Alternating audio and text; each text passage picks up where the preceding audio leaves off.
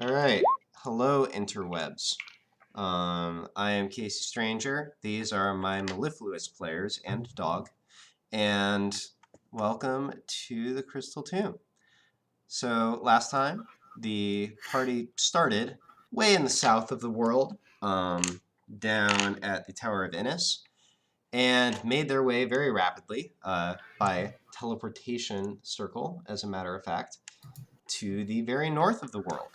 So they are now at Erju Glacier, which is way in the northeast, making their way to an ice palace of sorts that was constructed by a legendary Goliath named Kusiru Valkalmathani. Yes, I've learned to pronounce that. I mean, I invented the name, but still, I'm proud. And that cookie is awesome. And yeah, so they arrived at a facility that was run by the Adder's Fang. Quickly left and started trekking across the glacier. Ran into a few sort of terrain obstacles, some thin ice, trekked down a little mountainside. Gmork did Kane a solid going down that one and saved him from tumbling over a cliff. And they were just continuing across their merry way when they came across some interesting looking meltwater running down from a ridge, and then a giant man-horse centipede known as a Remorhaz burst out of the ground and is now attacking them. So with that, reminder to click on your token, but we are going to be rolling initiative. One of you should have control over Kane. So Whoa! There's my nat 20 for the night. nice. There's my fail for the evening. Might not be my most useful nat 20 of the night, but it's a nat 20. I'm so excited. I forget. I have Maxis now instead of Kane, or do I have him on top of Kane? Let me see who has Kane. It's probably Oh no, me. Kane should be controlled by Maxis, actually. Oh, okay. Yeah, so just pull up Kane's character sheet. Incidentally, it has been... No, wait a minute. I can't click on his token. Oh, that's because I didn't give you control over it. So I believe Kane is, in fact, missing that hit point, but on all other things... Or actually, no, is he? Because you guys... Did you guys sleep after you went down the... How did he lose that hit point? Was that one of those weird penalty things you were doing? What? That was because the dog bit him on the ass. Or No. right? I think he, like, fell or something. Yeah, that was when he was falling and the dog had to grab him, I thought. Okay, did he lose a hit point from that? I thought so. Okay. I'm just trying to remember what day that happened on. Whatever. He didn't restore it, so he's at 51. So, but otherwise you guys should all be, like, completely recovered from things. So, yeah, and actually, oh, wait a minute. I might have...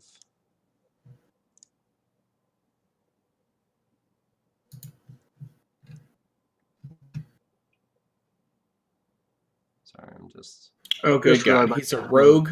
We've seen me play a rogue. This is a terrible decision. All right. So, yeah. So, we're going to do this. Let me go ahead and reorder this. And you all managed to get in ahead of the 3 that I rolled for the Remorhaz. Not me. I crit failed, so I go after it, right? No, there's no such thing as a crit fail on an initiative roll. Well, I just feel bad about myself. Okay. Sounds good. All right. So, Fallon, it's you. Sure, I'll play some Frozen Waste music. I still can't click on this token, so... Oh, right. Sorry. Got distracted. Okay. It has been Hunter's Marked, and you should be able to click on the token now. Okay. Hunter's Mark. Oh, there you go. I have advantage, by the way. Oh, because it hasn't acted yet. All right. Yeah. However, your attack is a miss. Really? Yep. Unfortunate. Okay. I scoff. By the way, I will tell you it's a monstrosity, since I just remembered that. I was thinking it was because I was also thinking about my Hunter's Mark bonus. And I was remembering my other bonuses. Yeah. And it looks like one. Okay. Well, that's your attack. And your bonus action. Any movement? I think I'm good where I am. All right.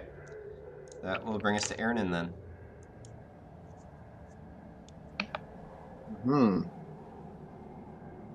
So what exactly does this thing look like again? Just like a...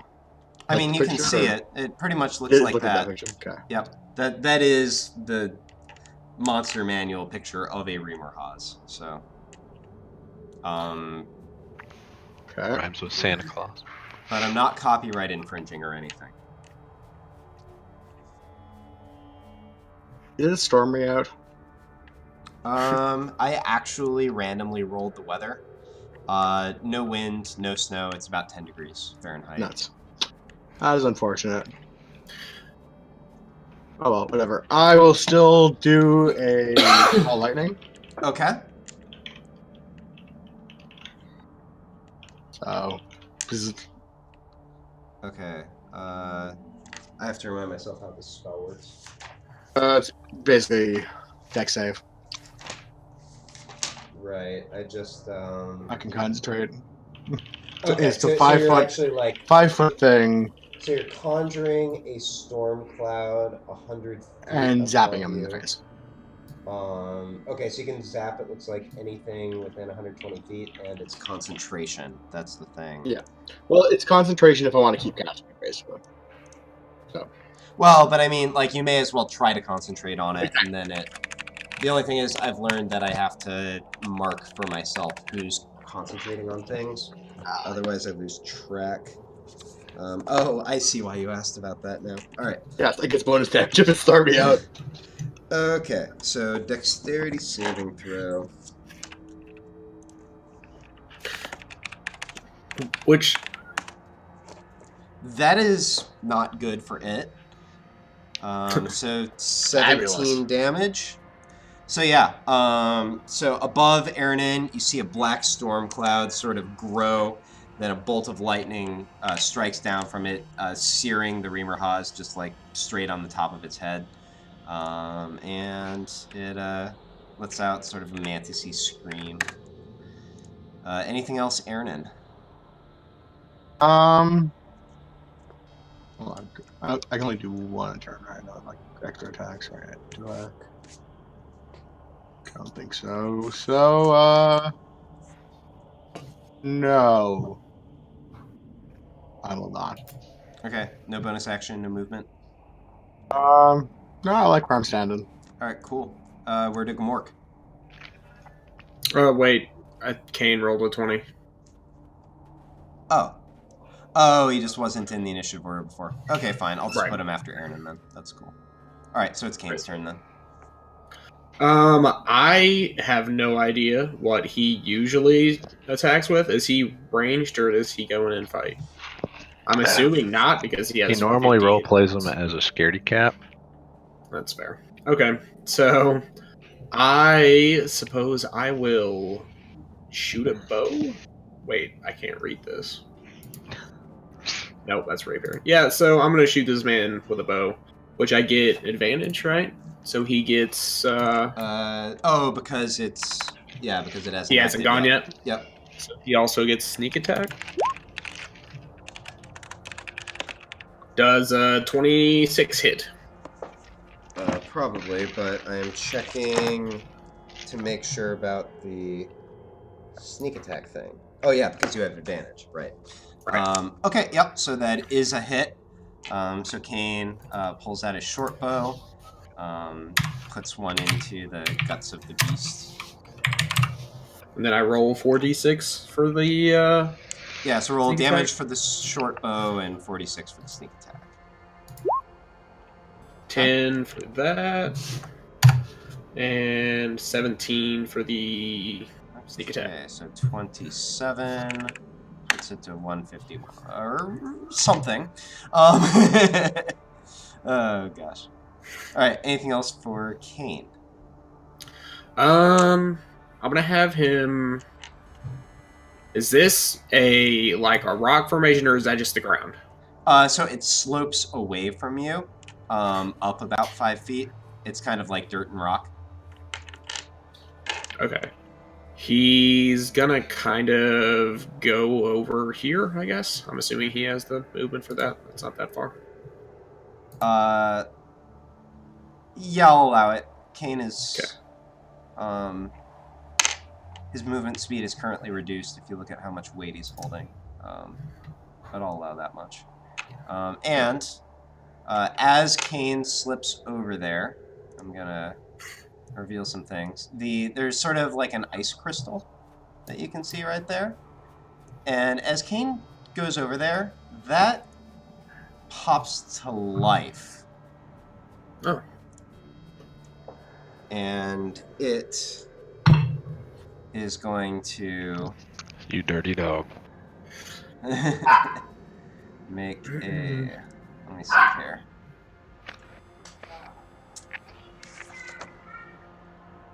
So it is going to immediately attack. Its brethren will attack in a moment. But as he gets there, it's going to come to... Whoops.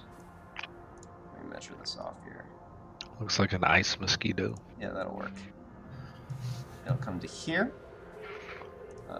This is now gone. And it is going to use its frost breath. So I need... so a cone of icy wind comes up from the little guy's snout. And I need Kane and Gamork to give me dex saving throws.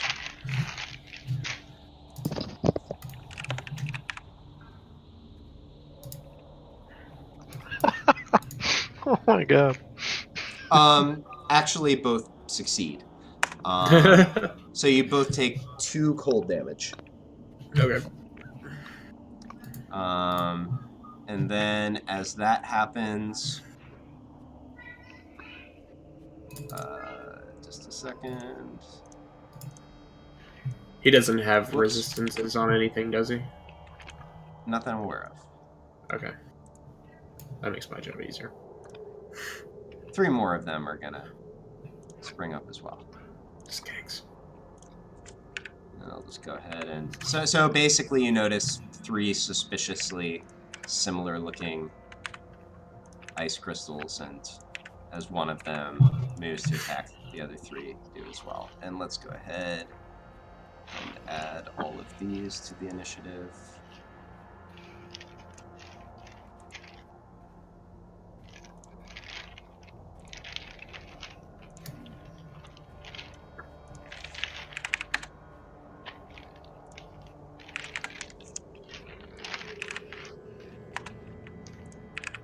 So I will give Gamork his turn next, and then the other 3 of those. So, yeah, it is Gamork's turn.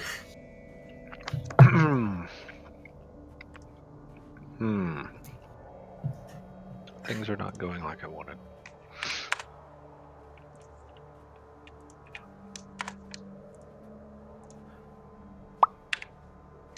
He runs over here. Okay. And he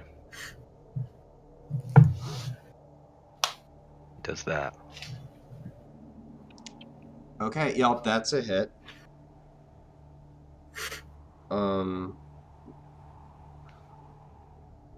Yeah, once again, add to the vast number of things in this game that are immune to poison. However, it does have to make... Oh, wait, no. Right. So it does take 13 piercing damage from Gamork. Cool. And then he waits. As he bites in, you hear sort of a crackle of ice. Alright, cool. Alright, so next is the other 3. So this one is going to come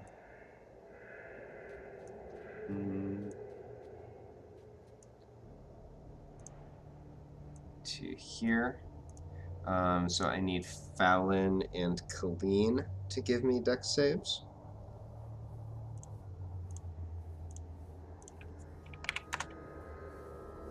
Okay, both pass. So both of you take 3 cold damage. Sorry, guys, I have a cold. I'm going to Understandable. continue to be snuffling. This one...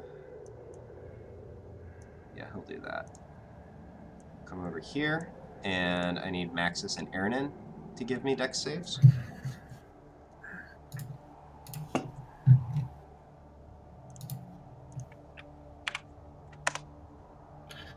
Wait. 14. 14? Okay, actually, 14. both of those save as well. So you both take 1 cold damage. Sick. 1 whole damage. 1 whole damage. The cold hurts my face. Okay. I sneeze. It's pretty So I have. Does Danger Sense work in combat also? Remind me what Danger Sense is. Danger Sense, you have advantage on dex saving throws on anything that you can see, such as traps, spells, so I guess it would. Okay. I was just curious for. I mean, obviously it doesn't matter right now, but. Right, but we may as well establish this quickly. Yeah, but for future reference. Right. So, Danger Sense.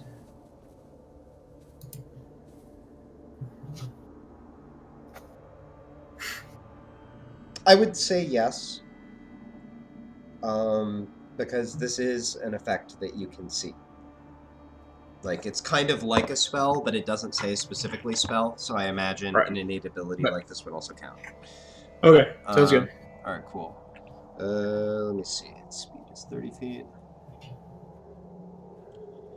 Oh, it's just out of rangey range. Alright, that's fine. So this one is going to... Oh, fuck, there's another one. Fly to here. I have my thing zoomed in, didn't see it. And it will just take a dodge action. Righty-o. Alright, so that brings us to Maxis. I love this little ninja symbol, by the way. That's the dodge That's fantastic. Symbol. Okay, so this thing that just blue eyes at me, I'm gonna murder it, I think. This is gonna be my move. So here is that. Okay, just swinging at it. Alright. Yeah, I'm just gonna, yeah. This is what I do. Alright, that's a hit. 16 for the first damage. 16 slashing damage. Yep. Yeah.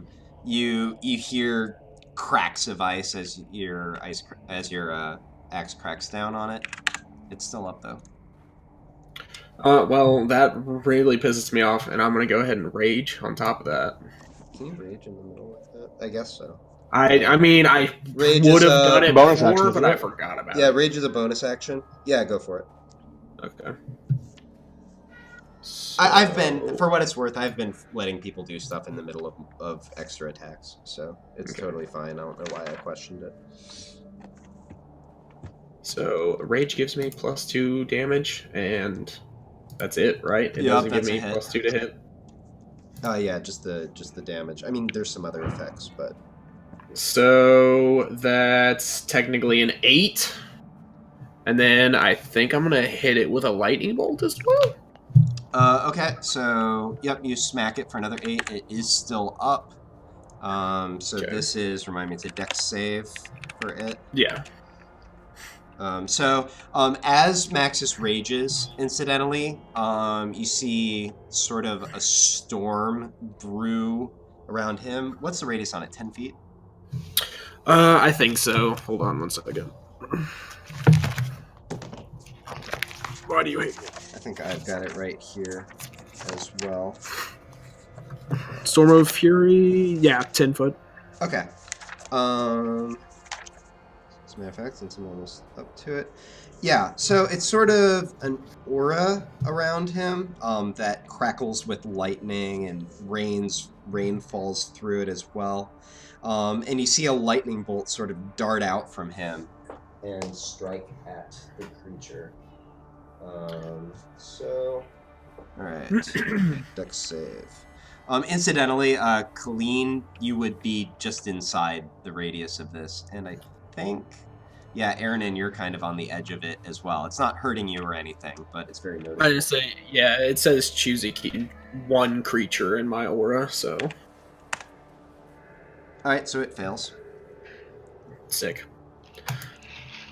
And 6. Alright. That's not great. Well, no, I mean, so you zap it, and you hear it sort of like, I don't know, it gives off a cry that sounds something like a mixture between breaking ice and like a crow that just got hit with a sledge or something. Anyways, it explodes in a burst of ice, and I need you to give me a dexterity saving throw. Okay. Okay. Do I have advantage on this one? No, but I think so this is slashing damage, so I think you only take half damage because you're raged, so Yeah. 1. You take 1 slashing damage as No. the ice shards slash you up a little bit. Alright, and this guy is donezo. Alright, and let me see. I look at everybody around. 1! Keep tally. This is important. Here we go again. Alright, so I think that's your action and bonus action. Any movement? I'm gonna move up. Let me see. Yeah, I have plenty of room. So I'm gonna go ahead and move up to this guy right here. Alright, cool. Alright. Colleen. Does the ninja mask mean that we don't know that other one exists yet? Oh, yeah, you can see it. He's just ready to dodge. We can't see it? No, you can see it. Alright, well, I want to try to identify the big creature and, you know... Oh, yeah. Find its weaknesses or whatever. You're reminding me. I meant to give you all this check right at the beginning. So everybody roll me a nature check.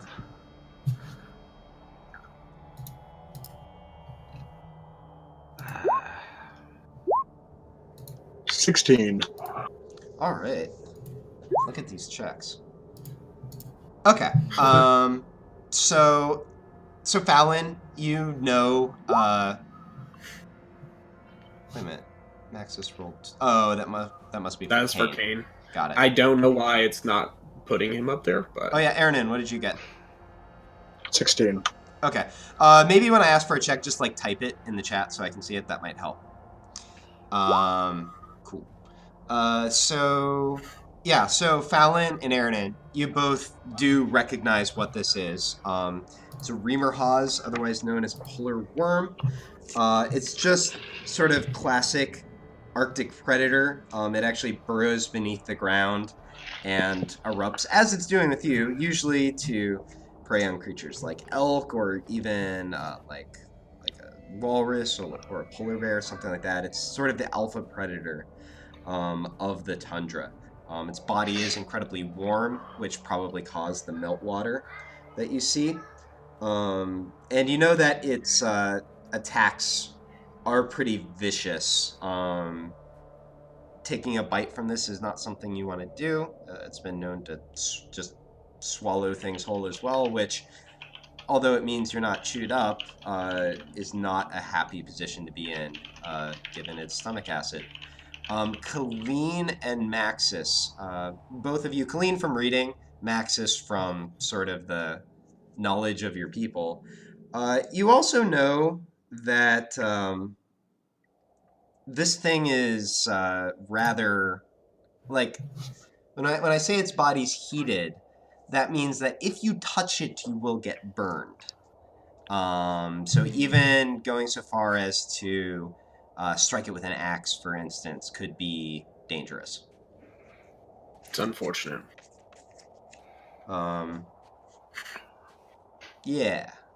So, just to make absolutely sure, Maxis, you're still cool with your position? I mean, I think it's a decent move, to be honest, but I want to make sure. Yeah, I'm fine with it. All right, cool. I just say I would like to be threatening it, so. Yeah, no, I think it's actually a good idea. I just wanted to make sure, since I meant to do that check earlier.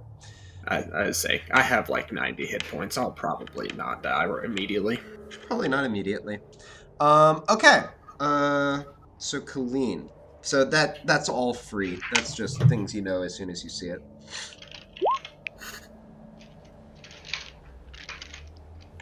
I would like to make a shadow of all of the enemies here. Okay. Oh, I wish I'd have actually gotten a token for this, but let's see if I can find something real quick.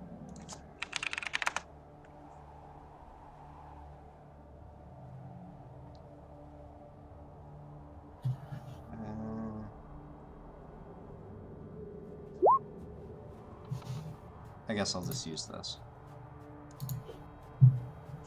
That's a shadow. I like it. Perfect. And let me see here. I guess I should probably give you control over these. So you can put them, I would say, any square, like, directly up, down, left, or right from the creature. So there's one of them that you should be able to control. There's another one. There's another one. There's another one. And actually, wait a minute. I guess shadows are always... Let me read the spell. Can you rip a shadow from a Reamer Hawes? Yeah, you totally can. So what I'm going to say is that, or actually, let me look up shadow stats.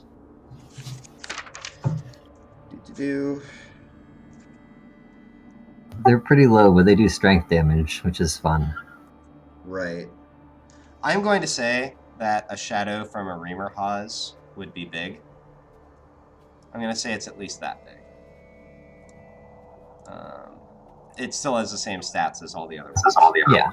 It's just big.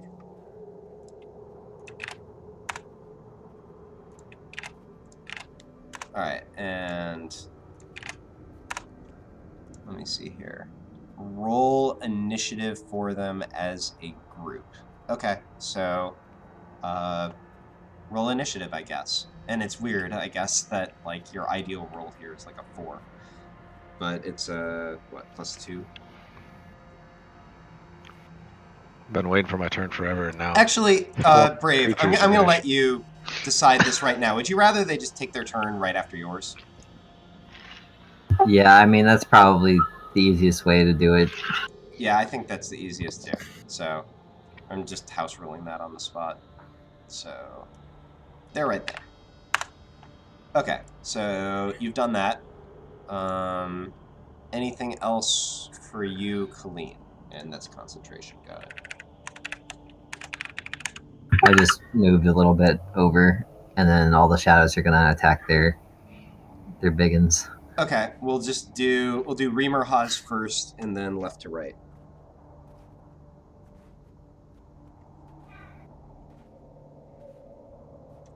I do not have shadows on my creatures thing. So I'll tell you the relevant things. So unfortunately,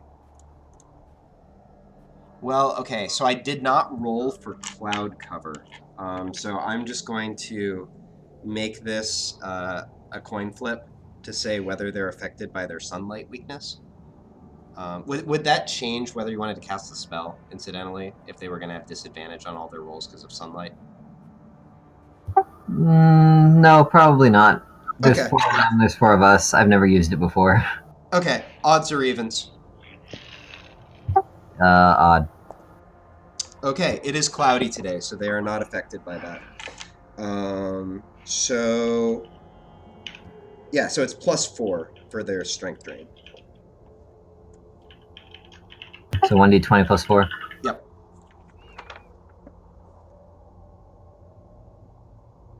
Okay, that's a hit against the Reamer Hawes, which is kind of a big deal. So roll 2d6 plus 2 for necrotic damage and 1d4 for strength reduction.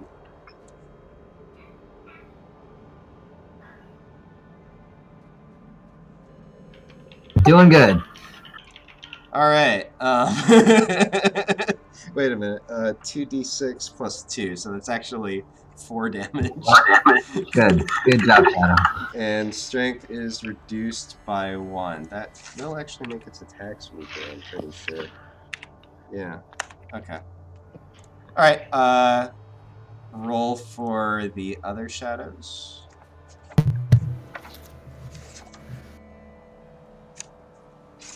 14 is a hit against the left method, hit against the middle one, and miss against the final. So, yeah, 2d6 plus 2 and 1d4 for the left and middle. Okay. Actually, that'll take that one out. All right, so it's 5 on the bottom one. Okay, I will use the second roll. That's fine. So that one... Actually, can I just ask you to track that? I'll just mark it as a strength reduction. Just track that one's at -2, because I'm out of little bubbles that I can use. So that one, you watch it sort of shudder as it gets its life pulled from it. Meanwhile, Oh, you had disadvantage on that one on the right anyway. Actually, you know what? Roll me 1d20 plus 4 again.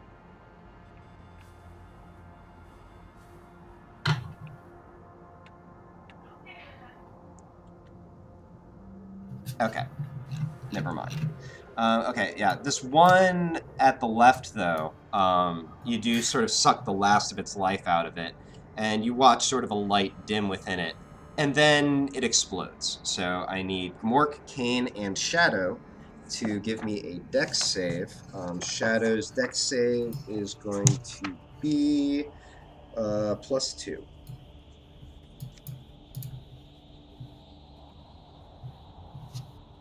Kane, you got a 21. Okay. 15. That's pass. That's pass. Gmork, I need a dex save. Also, the shadow disappears when the creature dies, so... Oh, alright. Well, rip. Doesn't matter then. There we go.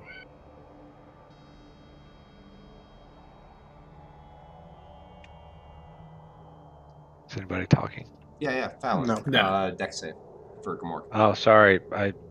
For who? Gmork. Okay, sorry. I lost, everything stopped working. Oh. And I had to reload. Opening up Gmork's character sheet one more time. Because the method next to him died, and so it's exploding. He also gets advantage because he can see me, right?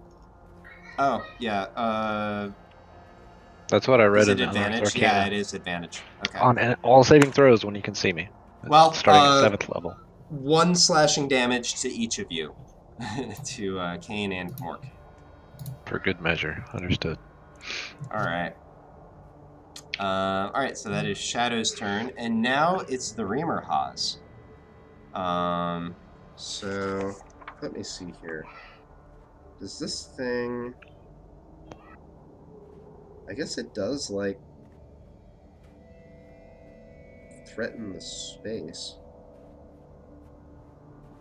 Yeah, it's solid enough that it can't just move through it. That's actually really handy.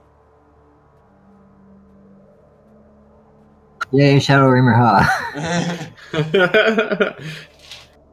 Oh, okay. So I guess it's just going after the Raging Barbarian then, because that's the only, well, of course it could go after its own shadow. That's the other option. Either way, I'm gonna make a necklace out of your teeth. Nope, it's going after the barb. I say to the fucking space worm that is in front of me. Alright, so we've got a crit against our barbarian friend. Sick. Roll 91 damage.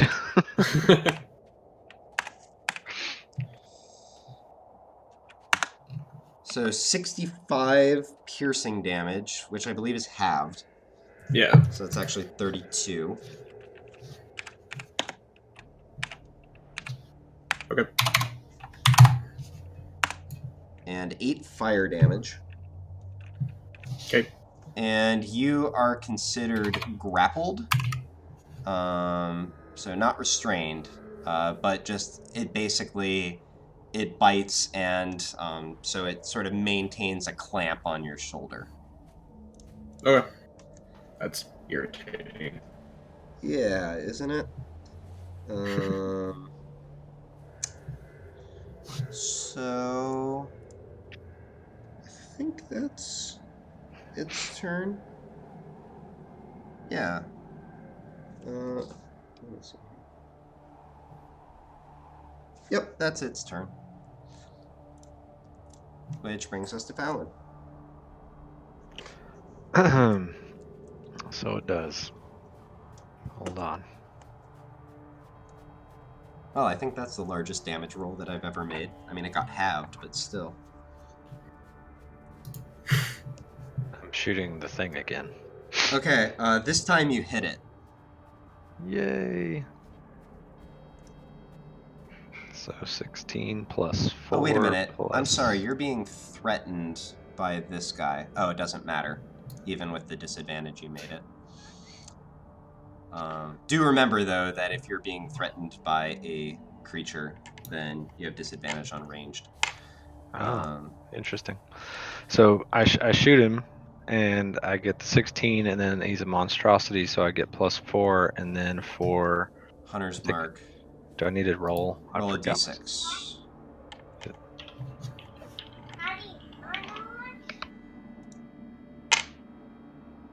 Okay, so 23 damage. Yes. Alright, yep, so your bolt plows through sort of just at the base of its neck, question mark. And it thrashes a bit, but it maintains its bite on Max's. Okay. Does it have to do like a concentration check for that, or what? Or do I just need to break that? Do I just have to do like a strength check? It's escaping a grapple. You can do, I believe it's either athletics or acrobatics is the rule for escaping a grapple. It's just a check. Or is it a strength save, actually? It doesn't actually... Okay. Escaping a grapple. I think that's the specific rule I think it's for acrobatics, escaping a but it could grapple. be athletics. It's your choice, is my memory. Yeah. So. Okay. Anything else, Fallon? Nope. That's it. Alright, that brings us to Aaron then. Cool. I'm just gonna make this turn easy. I'm gonna burn a channel divinity and zap the big dude for 30. Okay, wait, remind me how this channel divinity works. It means I just use max thunder or lightning damage. Alright, I actually have it right here. I'm just gonna read it real quick. So would Aaron get you just get maximum damage. Got it. Max damage on thunder or lightning damage. Okay, so it still has to make the dex. Bam, 30. Or can dex save, I guess. Would he get bonus damage from the storm that's around me? I don't know how call lightning works. I was thinking about that. And I was leaving it to the side until you actually brought it up. Okay. So call lightning. But I don't know if that's what you did. I was just curious. No, alright, let me see here. If you are outdoors in stormy conditions. He is outdoors. When I cast this, I have to do it when I cast the spell is when it counts, not when I'm still concentrating, I think. Oh, when you cast. Yep, you're right. When you cast the spell gives you control over the existence instead of creating a new one. So. Yep, okay. That being said, if you were to rage first, because at that point, Aaronin would be inside, like, it'd only work if, I would say, if Aaronin was inside your aura range, but that might actually work. So that being said, here's the dex save. That is a 2, so it's 30. Okay. All right. Yeah. So, truly monster lightning bolt comes up, and you get sort of an X-ray flash of the entire creature. You see its skeleton jittering. Yeah. You see its skeleton. And it thrashes some more, but it has its prey, man. It needs to get that. Anything else, Aaron? Nope. All I don't have right. any bonus actions I can even do. So That brings us to Kane then. Okay. Well, he's definitely not going to be attacking that thing or melee attacking it because of the fire damage. Oh, well, nobody's told Kane that. But they did tell me that he's a little girl, so Yeah, that's acceptable. But someone is flanking it, and Kane's all about that. all right, I'm down. Is this actually like gonna be a pain in the ass? Rough terrain? Because I also have the damage. Wait, you're actually just voluntarily moving him into that? What? You can totally make it. You told me to play Kane. I am playing Kane. Kane would run in and stab it and run away. That's exactly what he would do. Well, I will say, so Kane is currently encumbered, so he can't run He away. can't. Yeah, he can't probably move. So yeah, I'm gonna probably go with another bow. All right. Make things easy on everybody. All right. Yeah, that's a hit. Okay. So damage and 46 sneak attack. I think he actually programmed the sneak attack on there. Okay. Yeah, but I don't have his macros. So sneak attack. There we go. There we go. All right, cool. So 21. All right, yep. Kane puts in an arrow just below where Fallon's hit. More thrashing, more mantisy things. And he's gonna be lazy and not move. All right. That guy is dead. Gmork. Hold on, I'm typing something funny. So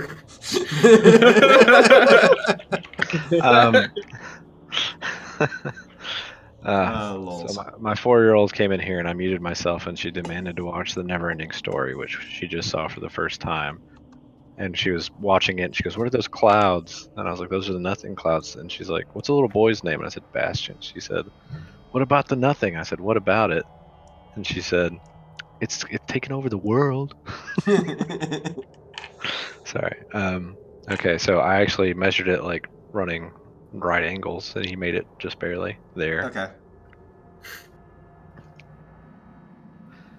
And wrong character. Yep, you're right. Actually, he says bite. all right. Yeah, I'm pretty darn sure that's a hit. He has advantage anyway. 16. Oh, yep. Okay. Roll that damage. Yeah, so Gmork comes around, bites the little ice dude. Does not die, but you hear more ice crunching. It will do the strength save and fail. So it is now... Oh wait, actually that should have even been -3, I believe. But it is now also prone. Sweet. That's it. End of Gmork's turn. Alright. Oh, it's now its turn, so I will immediately remove that as it rights itself. And surveys its surroundings. Let me see here. Oh, actually, I need to roll for this. Okay, let's look at that.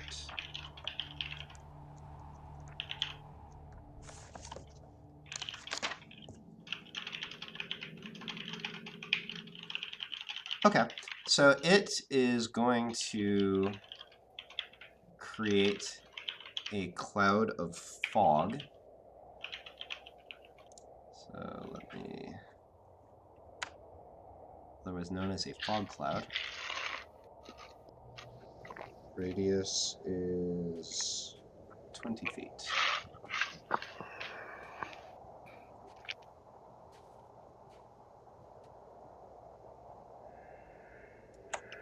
Some freaky music playing. Yeah, it's my Arctic Tundra music. Oh, come on. It's legit. Did I really manage to put it somewhere that I can't? I hate the way that like the selection boxes for shapes work on Roll20. Otherwise known as don't work on Roll20. 20. Don't work 20. Let me try this one more time. If I don't get it this time, I will give up.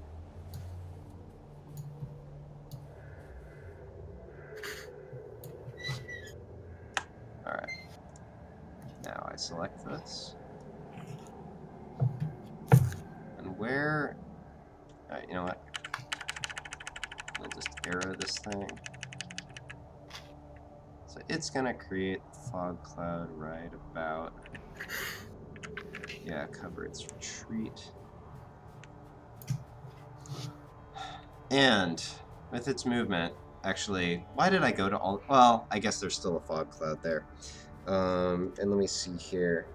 The area is heavily obscured. So I will say, all right, it's going to try to run away. Everybody's going to get a swing at it if you want to use your bonus action. I mean, your reaction for that. You will all have disadvantage because it just created a fog cloud and you can't see it very well. But it's also right next Wait a to you. minute. Gamork would have regular advantage, or regular, right? Because he already has disadvantage. Yep, that's true. So you know what? I'll just award it in initiative order, which means that Shadow goes last. So Fallon or Gamork, either of you, if you would like, may attempt to attack him as he flees. That actually hits.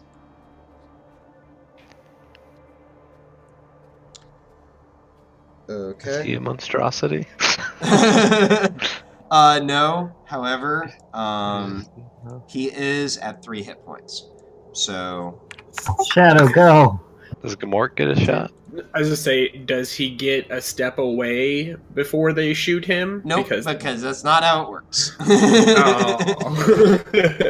Oh. In fairness, if you want Gamork to attack, that means Gamork will no longer have a reaction. I don't know if you care about that, but so yeah, it's gonna explode in ice shards. So Gamork and Fallon, give me dex saves.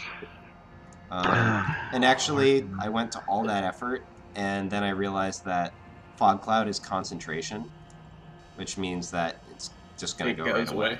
Yeah. All right, but both of you take 2 piercing damage. All right, this is gonna chip go away. by. All right, 1, 2, 3, 4, 5. We moved? Yeah, I'm trying to delete my circle. Now Oh, that I you're went to trying to all remember. this effort to create it, I'm trying to get rid of Godspeed. it. 1, 2. That's why literally- I have nice things. I literally can't like select it. 1, 2. You have to draw a really big Yeah, selection box. I don't know where. There Just we go. make a white circle 1, on 2, top. 3, 4, 5. 1, 2. You could change. The shadow was 2. Yeah. All right. Got there. All is Wow. It's been a while since I've failed that hard at running a game. Okay. So that being said, oh dear God, I wish I'd just moved the circle. I'll just leave this one up if he actually gets away. Cause yeah, things aren't going well for this guy either. You know what? He's just gonna dash. So Shadow has an opportunity attack if it would like against the right method. Always.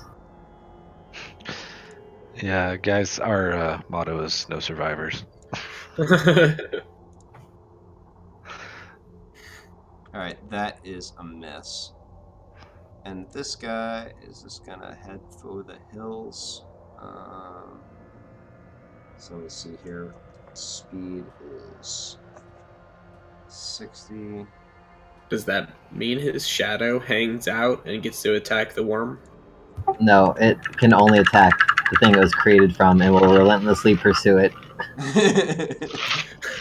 That's amazing. Alright. So I need Some nightmare Peter Pan shit. some text. This guy is currently 5 feet off the map. Alright, Maxis. Okay.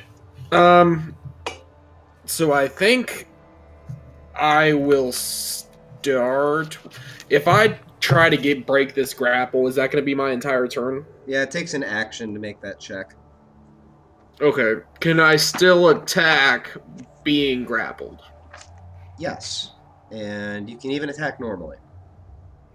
Because it is... Oh, wait, nope. I'm sorry. I lied. The target, until the grapple ends, the target is restrained. So you'll have disadvantage, actually. I thought I wasn't restrained. I thought it was... But, okay. Yeah, fine. I said that. I Disadvantage don't is think fine. it's actually made a difference for anything. And I'm just now reading. It says, until this grapple ends, the target is restrained, which is pretty common. I just missed it. Okay. Sorry. No, you're fine. I think... I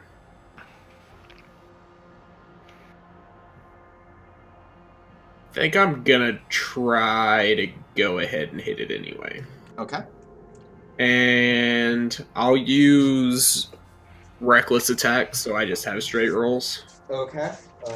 So that's like attacks against you will have advantage, potentially. Yeah, but I mean, I'm already in his mouth, so I'm pretty Sure. sure he already has advantage. Oh, yeah, and you're already restrained, so actually that's smart. Right. Okay. Yeah, that is a hit. That was... Alright. So, that's 10 for the first one. +2, right? From... No, I think it's got the... Oh, does it have the 2? Wait. Is that right? I rolled a 4. Oh, you put a 2 mod on it. That's not correct. No. Wait a minute. 1d12 plus 4. Because it's not... You have a +1 from the axe. Well, I have a +4 for my strength, too. So there should be... that should be 15. Hold on, let me... 15? Yeah. Because... No, that's not right. Welcome to our first combat with the new characters, kids. Okay, so So that should be a 3, and I actually just didn't remember to put my +1 damage on my first rolls. So Yeah, that's so- what happened. Okay, so But it let me didn't lay out count what in I my think should strength, happen which here. is- You rolled a 4. You get Yeah. +2 from rage, so that's Right. 6. And then you get another +1 from the My axe, so weapon. that's 7. And I think that's it. But what about my strength? Oh, Is that- 11. My bad. Yeah. Yeah, so a total of 11. Okay. Okay. So yeah, you reach up around it and whack it ferociously. Let me see here. And it will burn you in response. Okay. 11 fire damage. Okay.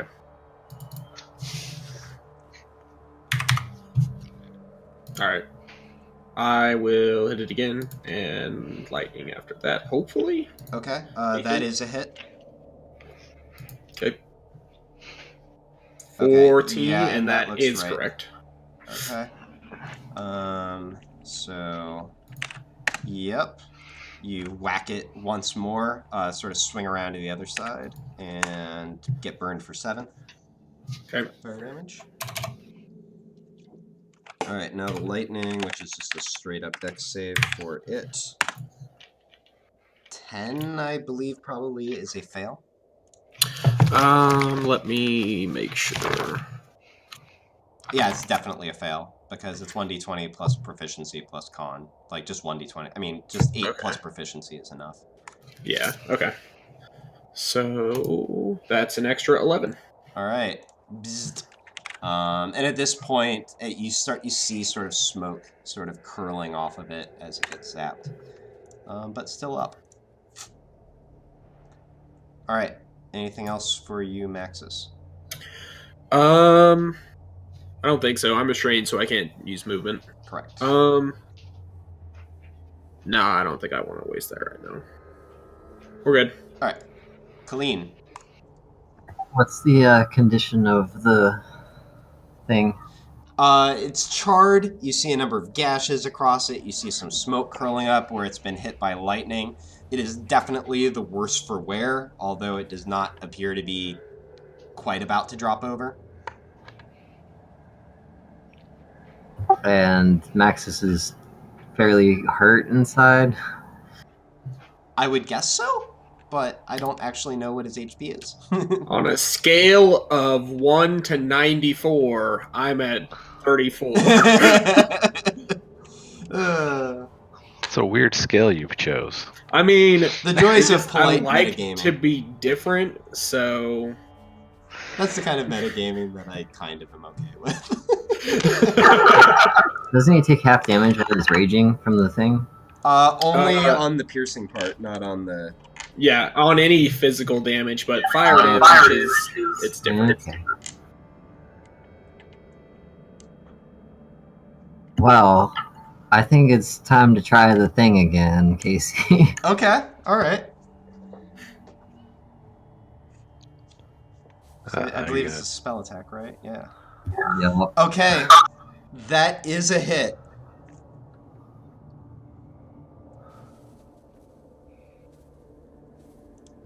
So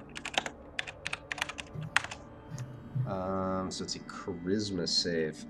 This thing's charisma is dreadful. Let's see if it actually manages it. Nope. Just barely missed too. All right. So those of you who can see what's going on, you see sort of Colleen sort of step back, point her wand around Ernan, or actually, no, I'm sorry. She actually puts her wand down, just sort of brushes a necklace that she's wearing and holds out her hand, and you see a bolt of golden light streak out from her hand towards the creature. It strikes home, and you see sort of an intense glow through the creature, and it takes 27 radiant damage. And you watch as it sort of seizes up as it deals with whatever is happening to it. And Maxis, you feel yourself released from it. You are no longer restrained. Okay. So was I just in its mouth and it just seized up and I fall out? Basically. I'm so okay with this. Also, did Keelan just tuck her wand behind her ear? Because that is exactly what happened in my head. That's up to Colleen. I don't even use a wand because I have combat casting. So. Oh, you do? Yeah, I just have like a dagger. Wait a minute. You still like, don't you still technically need some kind of focus? I don't require a wand. I can use whatever I want to in my hand. Oh, that's true. But for this, though, you would do more or less what I said, I believe. Yeah. So. Yeah. Tuck the dagger behind the ear. Got it? Yeah, you know. Dagger behind the ear. That's fine. Lols. Alright. Cool. Wow, I'm hearing myself on a feedback loop from somebody. That's probably clean. Yeah, that was me because I was holding the push to talk down. Got it. Okay, no problem. So that's not going to be a chronic issue then. Okay, so anything else for Colleen? I am good, but that one shadow is going to relentlessly pursue its master, and the other one's going to attack the thing. Okay, so what's the shadow's speed? 40 feet. Okay. So actually, it can get... It can't quite reach it, but it can get to the other side. So here's what we'll do. It's gonna chase it for that whole minute, and if that thing lives, it's gonna be terrified of its own shadow. Alright, so these guys are off the map. But this one, yeah, it's 1d20 plus 4, I believe.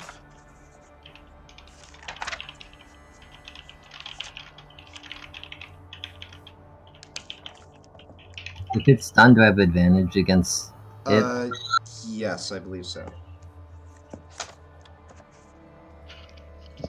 Yes. Yes, as a matter of fact, you do. I mean, go ahead and roll once more. Who knows? You might get a crit. Oh, you did. Okay, cool. So, yeah, roll, what, 2d6 plus 2? Alright, and 1d4 for the strength drain. So, yeah, the sort of spasming, seizing Reamer Hawes gets further ravaged by its own shadow. And it now looks in extremely poor shape.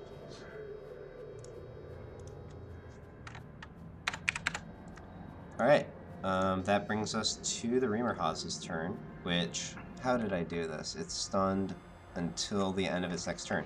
Okay, so on its turn, it finally manages to break whatever was causing it to like lose control of its body. But that's all it can do. Fallon, give me insight. Working on it.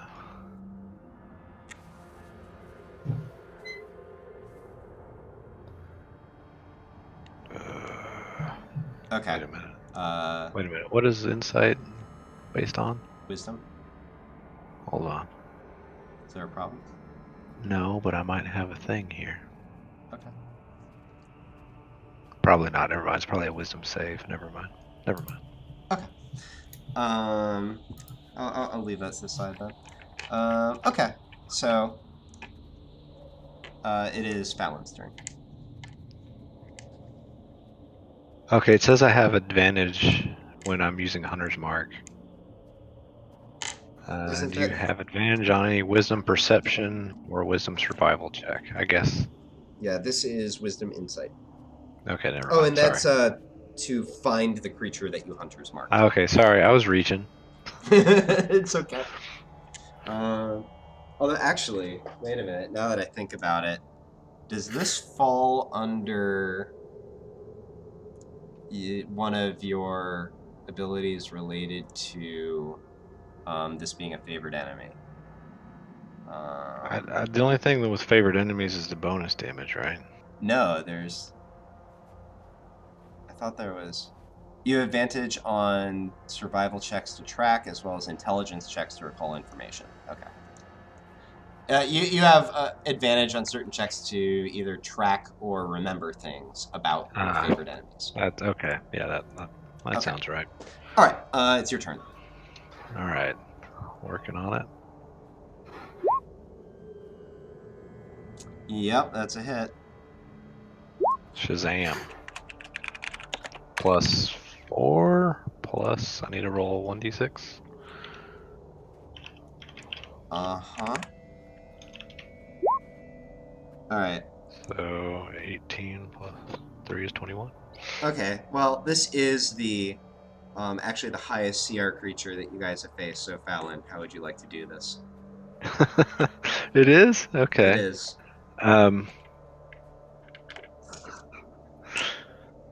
So Fallon yells. Fallon aims at the creature's, I guess, upper part of its top of its mouth that he can see because I think it's big, right? Yep. So it's opening its mouth. I can see the roof of its mouth. I plan to shoot it through the brain, and I yell, "Hey, Maxis, look!" I shoot.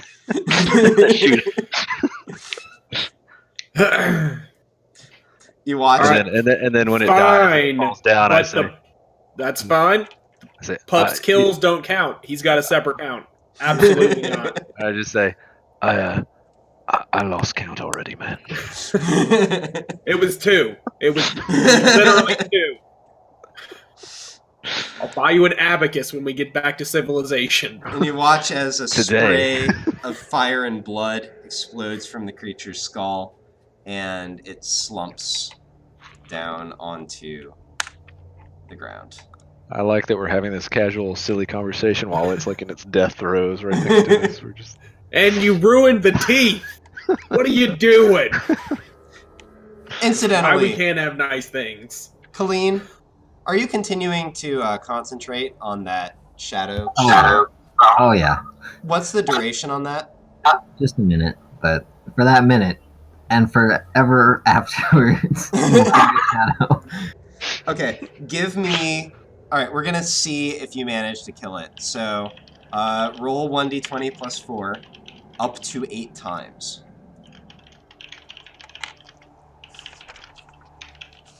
We'll see how many it takes. And then just roll the 2d6 plus 2 if you manage it.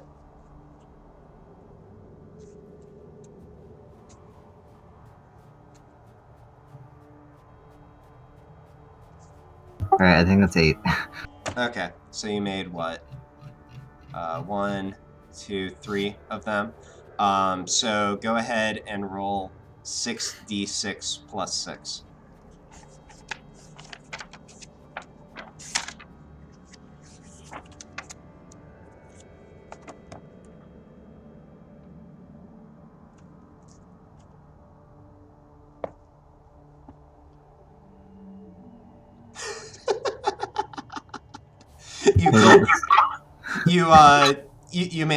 Its HP was 21. So officially, I don't know if you could quite see it from where you were standing. Maybe you sort of ran or peered off into the distance. Well, I might feel the shadow dissipate. That's true. You feel it dissipate a little early, and you know that. I just go to Maxis and pick him up. I'm like, I got 2 also. This is why we can't have nice things. No, I'm fine with it. Alright. That was not fun. That's a lie. That was a lot of fun. We should do that again. I got letting go people. I was good at it. So, how... I just got this wonderful, nice coat provided to me by the Thieves Guild. How the shit did that stand up during that entire encounter? Because I don't wear armor, so it's just straight cloth. That's a fair point. That's a fair point.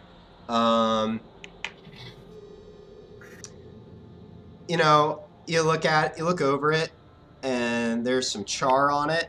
There's some holes in it, but actually you think that it might still do a decent job of keeping you safe from the cold. So basically the way to consider this is if you've ever seen an etchy, clothes have the reverse property in D&D that they do in etchy, okay? Alright, I'm with you. Yeah. I mean, because, you just consider all the circumstances that you go through, and in most people's D&D worlds, your plate armor tends to hold up pretty well. Unless you run into one of those, slime things, right? So... Yeah, I think I might have gotten to second base with this worm thing. I mean, at least, a solid first. So, can I harvest anything from this gigantic worm? And will it burn me, or do we have to wait around for a while? So what are you doing? Just gingerly inspecting it first to see if it's still warm? Yeah. Okay. You know what? Give me a dex save. Oh, shit. Okay. Yeah, you touch it lightly and pull your hand right away. You can tell the thing is still warm. But you try again a moment later, and you think it might be cooling down. Maybe if you wait about 5 minutes, it'll be okay. Okay. So, do we want to get going immediately, or can I go to work on this thing and see if we can salvage something? Salvage away. All right. So I roll cook tools. Is that what we decided my butcher was? That is what we decided. It'll be that plus, like, so it's based on wisdom. Okay. 14. That's not- Okay, so you're just like, what are you trying to do here? Like, are you concentrating on trying to harvest? Like, I'm trying to see what you could possibly get off of it. I mean, you could just try to honestly- harvest meat. You could try to harvest, like, its scales are potentially interesting. Or maybe, like, its eyes or teeth. I'd probably go with the eyes or teeth because we are on like a big ass trek and I don't want to weigh myself down with a lot of extra meat and or scales. Okay. Especially when I'm carrying Kane's stuff already. He's So, not here. yeah. Okay, so you're just trying to sort of pop off some interesting bits and see if maybe they're worth something later. Yeah. That right? Okay. Yeah. The teeth are totally becoming a necklace at some point. Okay, cool. So yeah, you work at Which it. I guess I'll give the necklace to Fallon. Damn you, Scuba Steve. Alright. But continue. So I'm gonna say. So let me see. So how much time are you willing to spend doing this? Because doing a really careful job of it could take a little while. Not super long. I'd say probably like 20 minutes for the eyes because I guess like those are probably something that could actually be worth money. Okay. And then the teeth I'll just like break off. It's not those I'll spend like 5 minutes on, I guess maybe. Okay. All right. So like 30 minutes, I guess. So we're counting this as a short rest. Yeah. So short rest. I'm calling 45 minutes. So if you want to just wait another 15, and just like let Maxis do his thing. Let me see. That's sufficiently light activity that I'm willing to call it a short rest for you as well, Maxis, if we do that. So if you're willing to spend 45 minutes, I'll call it a short rest. Yeah, that's fine. I mean, I appreciate that, yes. a little bit more time to do it a little better, I guess. Okay. I shall reclaim my channel divinity. All right, cool. So yeah, so you work on the eyes. The first one that you work on, you kind of scratch it up a little bit, trying to get it out. But you learn some lessons from that, and on the second one, you get it out clean. So note that you have one slightly damaged Reamerha's eye and one, like, pristine Reamerha's eye. Then you sort of just start working on the teeth. You get, let me see, how many does this thing even have? I will say you get 20 Reamerha's teeth. So total weight is going to be, these are kind of big, 0.1 for each eye, and call it 0.05 for each tooth. Got it? Yep.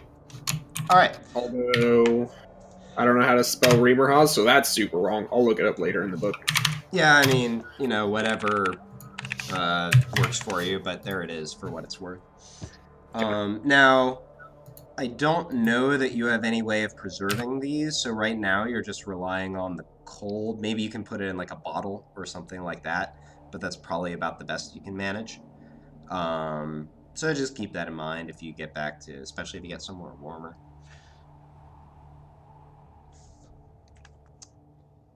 All right.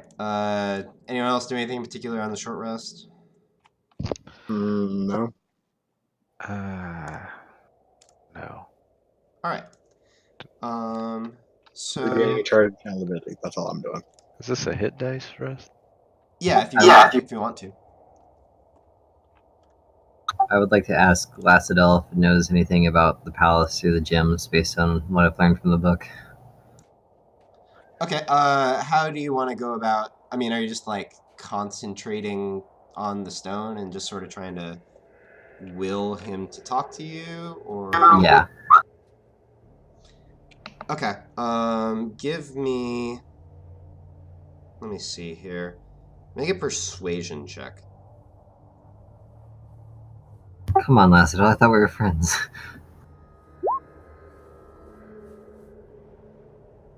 Okay.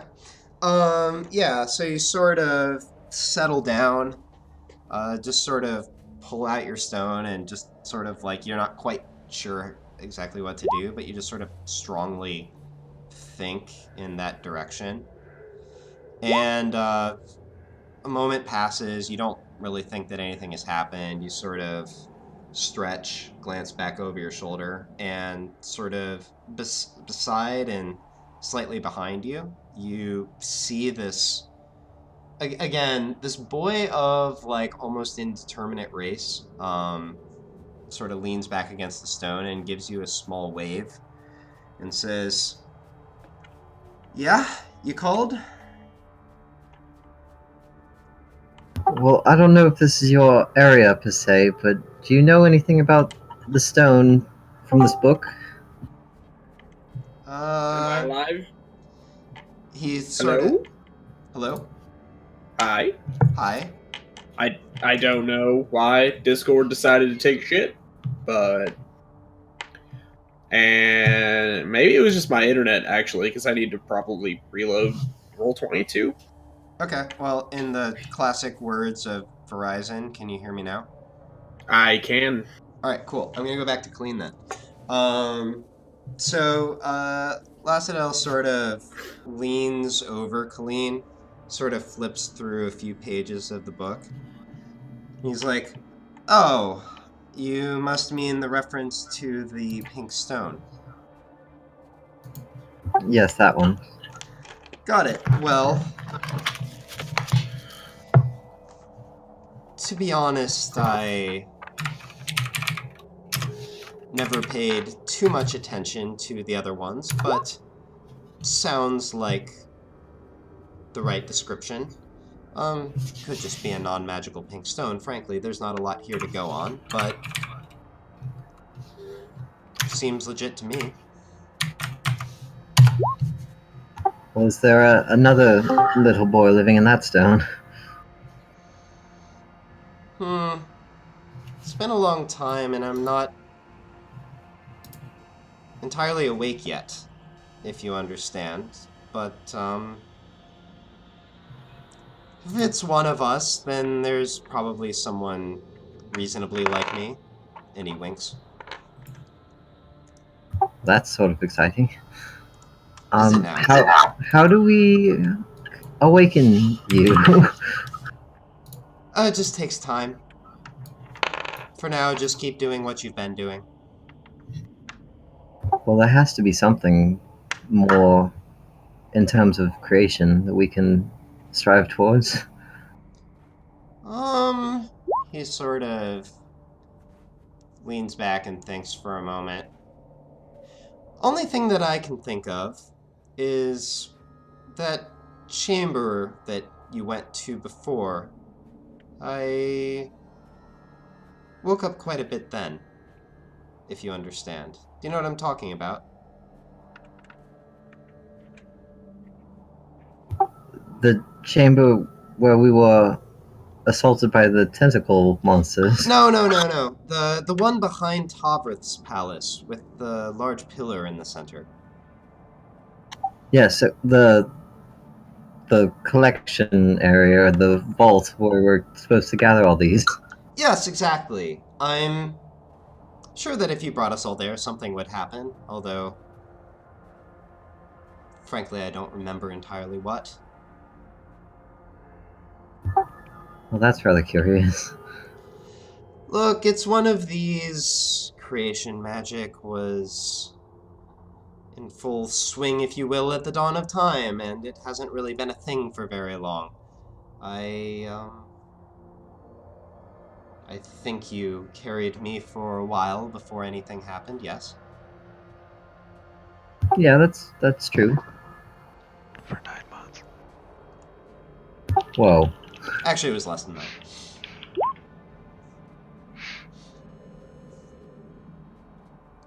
So at any rate, it seems promising, and if it was indeed in the and actually I'm trying to remember the name of this thing. Is it an Azir? If it was indeed in the collection of a prominent Azer, then well, they normally don't just hold on to nothing stones. And the fact that it was apparently completely non-magical. I don't know. I think you're making a reasonable assumption, but I can't really tell you for sure.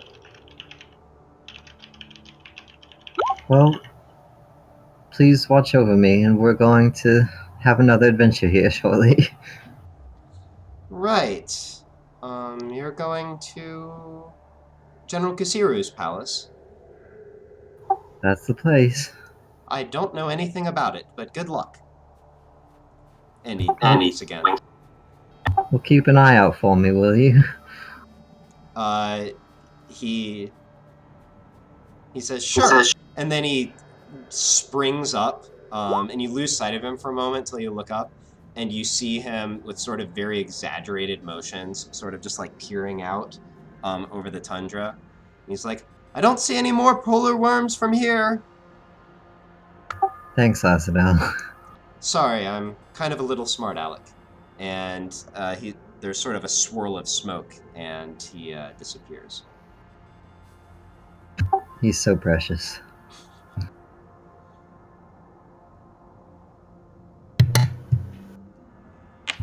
That's all. Again. Cool. All right. So you all rest for a while. All of these things happen, and then finally you buck yourselves up and start down the trail once again. Let me see here. So that was there. So it's going to be another.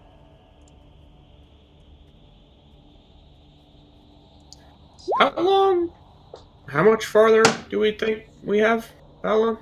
Well, I'm about to give you an update on that. So standard travel, today's a pretty nice day. Let me see here.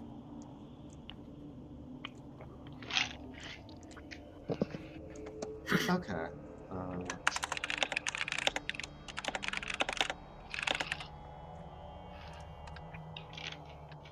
Wait, is that right? No, I'm sorry. I did that wrong. So I'm actually using a calculator right now, so.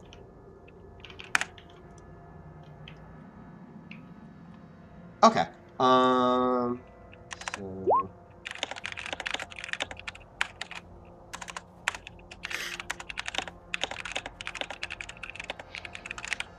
Okay. So yeah, you continue for most of the rest of the day. And frankly, not too much happens. You walk over and around small rock formations. Otherwise, it's mostly just ice. At one point, you think you might have seen a polar bear on the horizon, but it was kind of small. For the most part, the tundra's pretty empty. The sun starts to get a bit low, and you know that you could probably push your luck for a few hours more if you wanted to, or you could just settle down for the night. But as that decision is starting to weigh on everybody's mind, you're Colleen. You're walking along with the rest of the group, and you slowly become aware of someone walking beside you. And you glance and you see once again the boy with brown hair and bright yellow eyes, who stands a full foot shorter than you and somehow doesn't feel any shorter than you, who walks quietly but with a spring in his step. And you notice that Lassadel is once again walking beside you, unbidden this time. The mood is somehow pensive, and you just walk in silence for a while, but then he speaks. And he says, Colleen, I've been thinking about something. Do you know what an undead actually is? Do you know why several priesthoods forbid their creation? Well, they're just a circulation of magic that we manipulate. Says, yes. And if they were just that, some would still forbid them, simply given what they're made of. But it runs a little deeper than that. Listen closely, Colleen. An undead is simply a body and a spirit free from a soul. Bodies are made of matter. You can shape matter, reform it, build it into all kinds of things, but the matter stays the same. The principle of bodies is permanence. Spirits are made of ideas. Ideas are changeable, unhinged. You can use a word today, but it might not mean the same thing if you say it to someone from 100 miles away or 100 years in the past. The principle of spirits is change. Living creatures subvert that. Almost none of the material that's in your body today was in your body 50 years ago, but your body is still you. You experience a continuity of memory, a oneness and immutability of consciousness, but your spirit is still you. That principle that binds body and spirit into a creature, into a person, that's what a soul is. When you make an undead, you don't give it a soul. So its body never changes, it just sits there and rots. And its spirit can't grasp onto anything, so it doesn't have a consciousness. At least, not in the usual sense.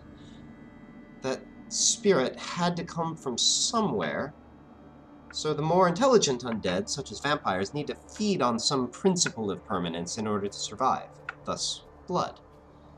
Undead are a parasitic form of existence at best. Do you understand? Well, yes, but that's why I'm trying to become closer to the creation magics and find some healing and bring that wholeness to the creature. He nods and says,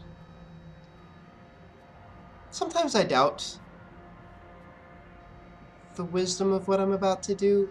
Colleen, frankly, you seem eager to me, but I trust the hands that guided me to you, and I think that you have a good heart.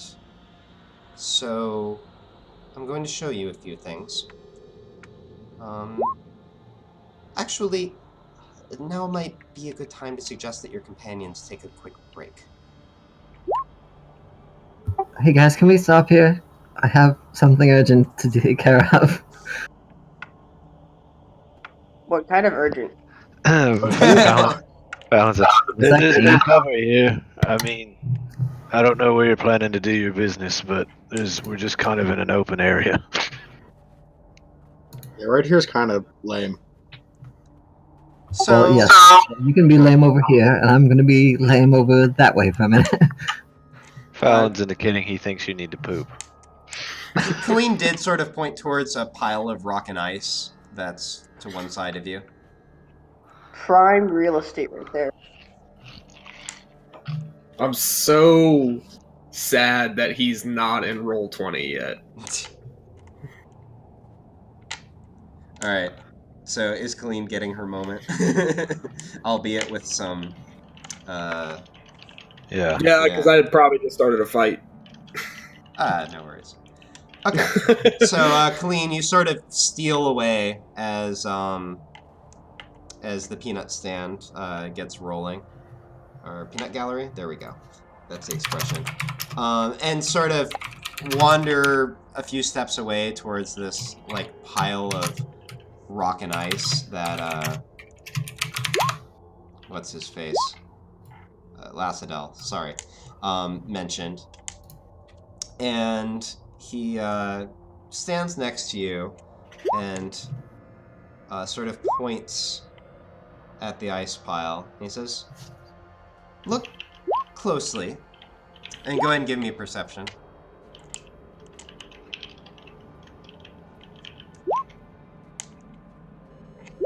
Please. Oh, Okay, no, that's good enough. And you didn't notice while you were just trotting over here, but on further inspection, there is sort of preserved in this ice pile. You see actually skin peeking out to the surface. And Lacidel says to you, "Go ahead and brush away some of that snow." I will do so. All right, and you reveal actually a very well preserved Goliath corpse. And Lacidel says, "I'm going to teach you a few more things, Clean. And well, actually, as I think about it, let's do this one second. Sorry, I got a bit ahead of myself. Your GM got a bit ahead of himself. First of all, see Gmork over there. Why don't you just stare at him real hard? Let thoughts of Gmork fill your mind."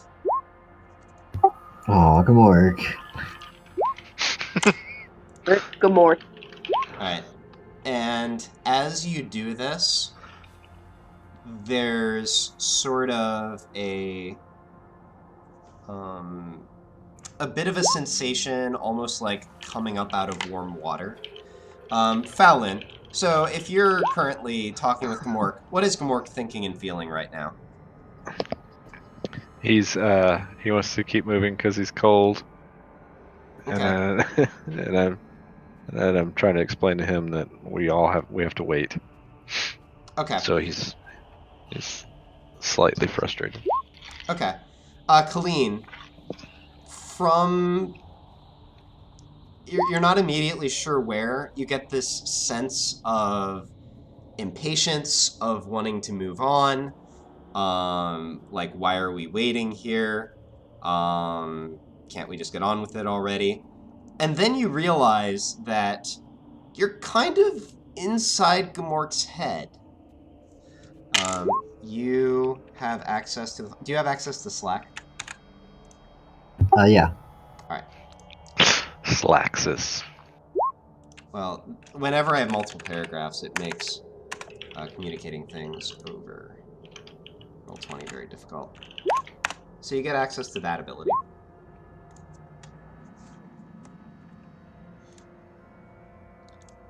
And then, for sake of moving on, I'm going to let you sort of take in the full details on that one later. Or just, like, as we have time. But then he says, "All right, and now about our friend in the snow here.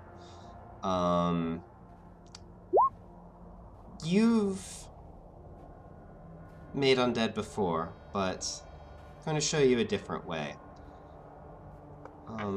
This one's on me." I start just like jittering uncontrollably. I'm so excited. He gives sort of I a think weak it's the cold. smile up at you. Alright, and so my question is... Well, actually, let me whisper it to you. And before Casey fails to whisper.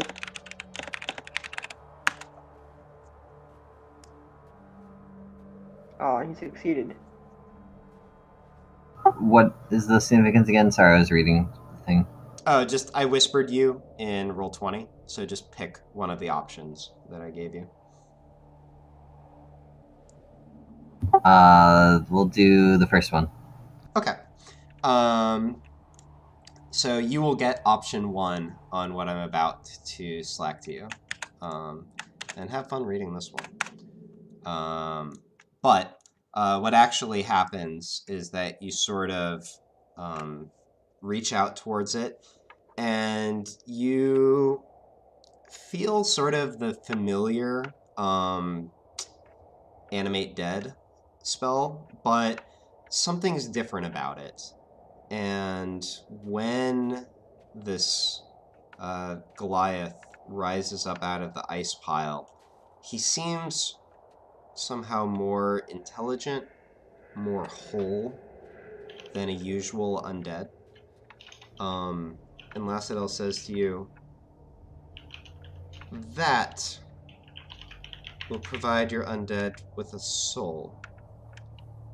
Many are likely to still consider it an abomination, mind you, but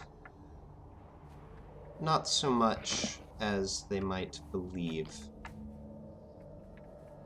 We're still, if you will, plucking body and spirit out of the ambient environment, but we are crafting it into something better. Anyways, that's more or less what I wanted to show you. Give me a perception check, by the way, from last time. Okay. And he says, anyways, it's probably time for me to disappear once again, but, well, I showed you a few tricks. Use them wisely. So Thank do you, you Lassadel. make This is that wonderful. Oh, wait a minute. Too many voices. Start with... Sorry, it just came across as a garble. Let's start with Brave. You were saying? Just thanking Lassadel, and I'm very happy. This is exciting. Okay. And again, he sort of smiles weakly and then disappears in the same sort of glowing swirl of smoke. All right, Kane, what were you saying? I'm sorry. Do we see Colleen just make an undead Goliath? I mean, you see this Goliath sort of rise up out of the ice pile. Colleen, before you leave that area, you do notice something lying on the ground beside it. I need to find this real quick. But you notice sort of... I'm trying to think how to describe this. It's sort of a mask that has crystal lenses on it. It looks rather nice. I will quickly snatch that up because that sounds awesome. Okay. Let me see. Half pound for that. Or is it half pound? 0.4. Call it 0.4. Alright. Okay, so that's everything I wanted to do. So, Colleen, are you just sort of heading back over to the others now? Yeah, with my Goliath, but yes. Okay. Yeah, so you see Colleen come back towards you all with this Goliath walking behind her. As you look over it, it's clearly heavily frostbitten. And given that it was buried in this ice pile, you're a little skeptical about what's going on here. On the other hand, it's not moving with the shamble that a lot of undead do. It's striding, albeit not perfectly evenly. Fallon says, "What did you eat?"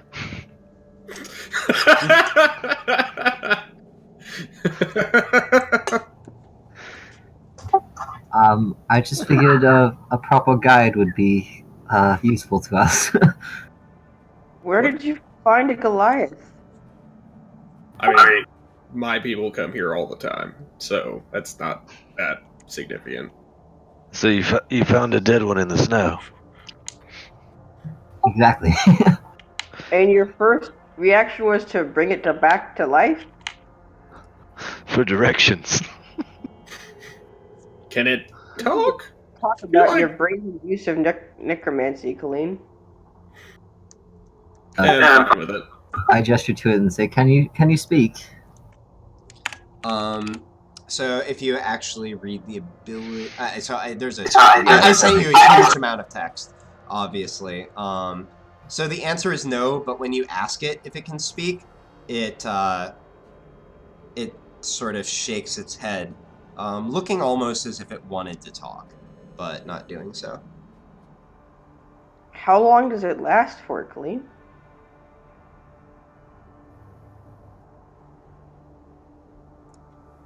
I believe it's about 8 hours, if I recall.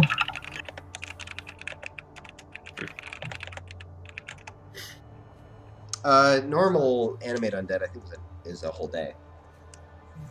I poke So, it. and then, like, you know, they last indefinitely. You just have to maintain control over them. That's it. So this thing isn't gonna like try to eat us, right? Not immediately. Okay, I'm good with it. So are we good to go now? Should I be at full health, or do we have Do we have a fight? No, we have a fight. Okay. We took a short rest, and I didn't do any hit dice for you though. So if you wanted to do, it's only 4 points. I poked the zombie with just in the sternum. oh wait, were we about to stop for the day? Unless we were gonna push forward. You have a little bit further to go. You should at least find a better place to bed down for the night. I mean, again, there's enough day left that if you wanted to push your luck, you could for a couple more hours, but normal standard travel, you would be, you know, stopping at the next convenient place. I was say, I don't feel like we're gonna get there, are we? In the next, like, if we push it, we're probably not gonna get there. So we should probably find a good place to bed down for the night.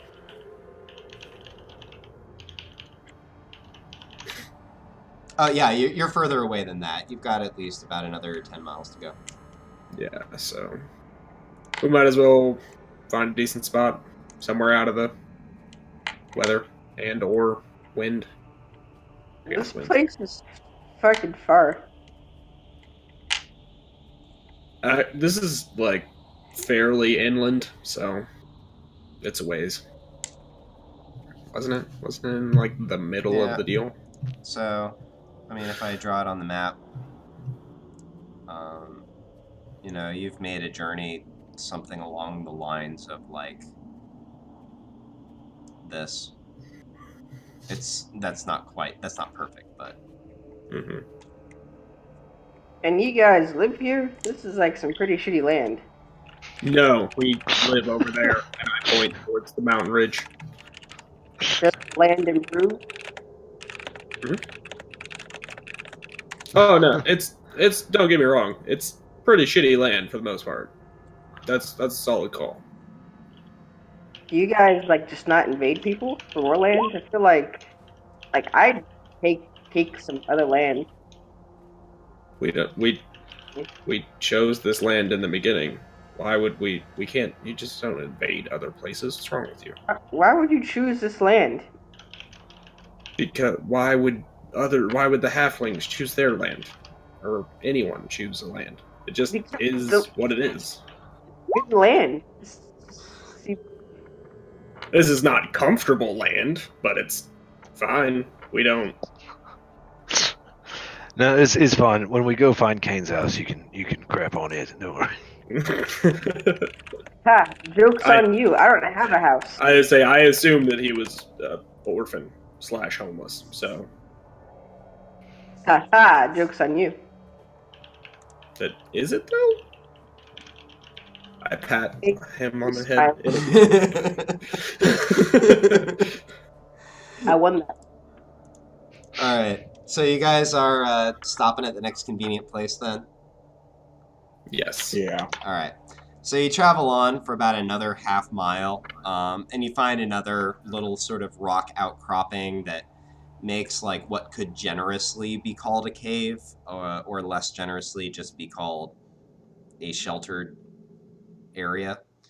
And you figure that's as good as a place as any for the night. So you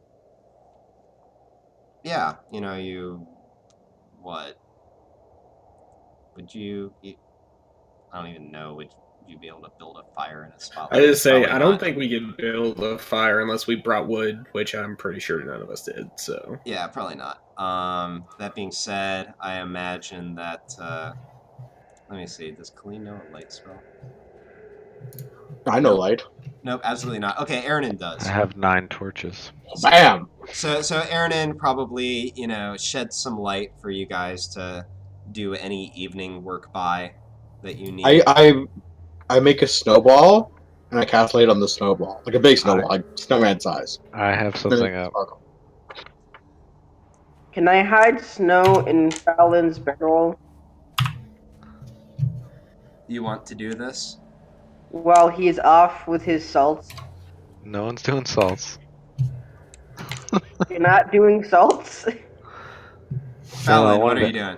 I wanted to have Colleen identify my Mace of Spades. Finally. Well, when I get a chance, I hide snow in his bedroll. Mention that if there's ever a time where Fallon is suitably separated from his bedroll. Okay. Gamork's I gonna mean- watch out for that. He in your bedroll. He takes risks, man. You know? He does. That's fine. I'll roll stealth against that. Whoops. Put up. Let's go. Okay, so Colleen, are you identifying the mace? Hell yeah. All right. So you learn, and did you just tell him what it is? No, definitely not. Got you. All right. Then I will tell just you what it is. So here's another slack incoming. That's rude. Am I gonna get it because you're sending it to Colleen? No, you're doing Slack. Okay, never mind. So that's what it does.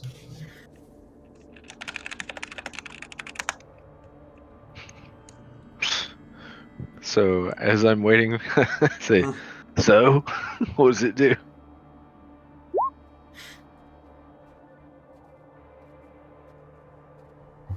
Hold on. I'm working on it. What the hell? This is a great opportunity to be hiding snow in someone's bedroll. So, like, Aaron, when you hit someone with a lightning bolt, how did you? Because there was just like a fucking cloud that was like 20 foot in the air, and I swear to God, there was not clouds earlier. But like, so you just like magic that shit? What's up with that? I mean, yeah, pretty much. Just admit to magicking some shit, okay? Yeah, So, that's been against magic. Right, that's. I mean, don't sell yourself short. My lightning is not nearly that powerful. I mean, it helps, but like, it's kind of a byproduct of being pissed, honestly. so you said this thing was a crystal lens? Oh no, that was Fallon's mace. Oh, the thing that you found. That is basically a mask that over like the eyes has crystal lenses. Okay, I thought that's what we were talking about. You can tell him what his mace does. Well, he gave that to you to identify, and then you said, "Sure, I'll identify it," but I'll tell you what the other thing does too. Just a sec. Yeah, I want to know. I want to keep secret my crystal lens thing, but he Okay. can know about his mace. Okay, well, go and tell him about that then. So while he's questioning you about my magic, I just want to use thaumaturgy and make my eyes kind of sparkle with lightning. Mid conversation, just casually. All right, so sounds like Colleen is telling you about the mace, so I'll go ahead and slack you the thing that you found. Do remember the attunement limit, by the way, which I think could officially come into play if you try to use this. But Fallon, the mace is a mace of terror. I forgot to say. So it is a +1 magical weapon. a mace. In addition, it has 3 charges. While you are holding it, you can use an action and expend 1 charge to release a wave of terror. So basically, each creature of your choice in a 30-foot radius around you has to make a wisdom saving throw or become frightened for 1 minute. Man, I should have been using this thing all along. Not that I've been able to. I would have used that, but So I will go ahead and slack you the complete rules for that as well. thank you. There you go. So are the rules for attunement like you can only attune to 2 objects total, or are they like you can only wear this many rings on your fingers? Yeah, it's basically you can only have 3 items attuned to you at any time, and I think that you currently have 3. So, just something to consider.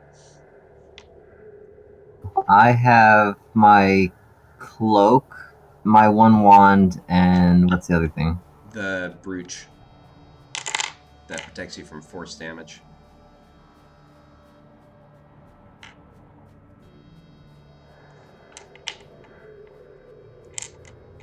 So, Choices. yep. All right. So, anything else that folks are doing before Betty Bye time?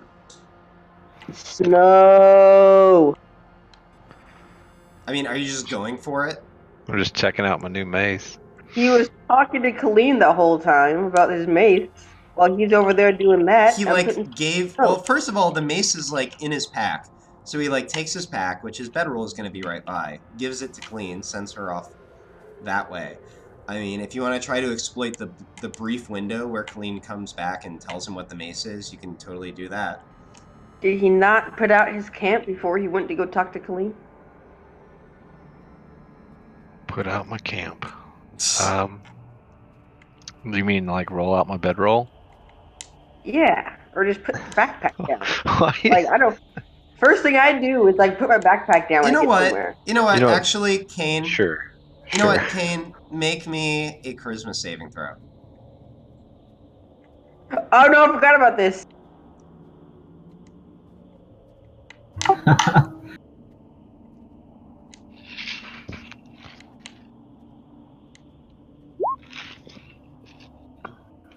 Okay, all right. That's actually high enough.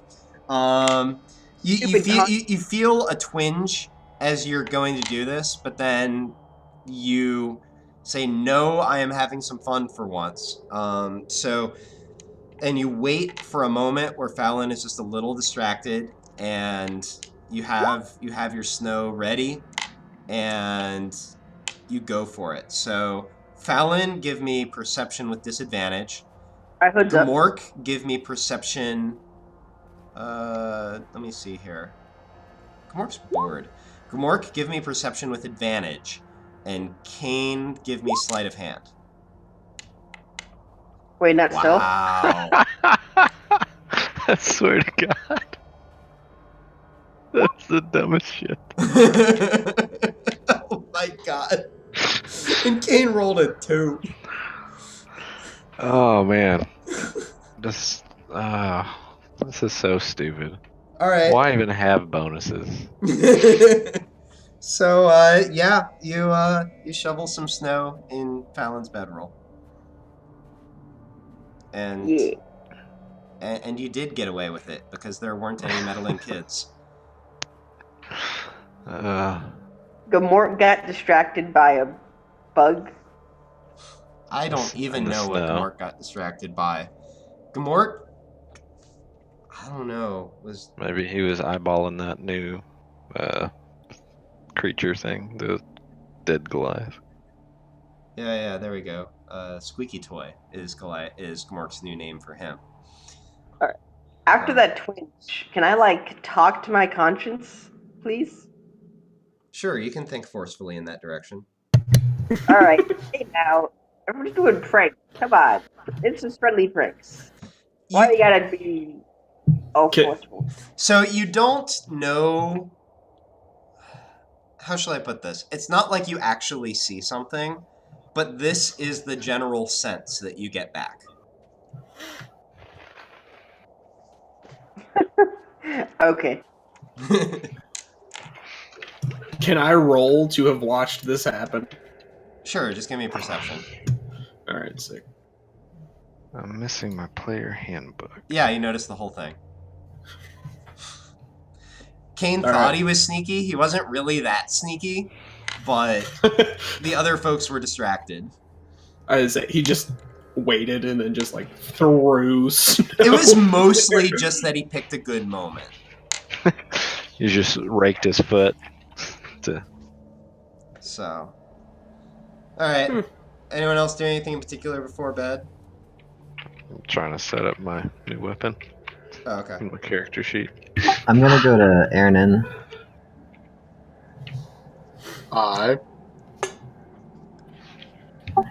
Aaron, hold on to this for me, will you?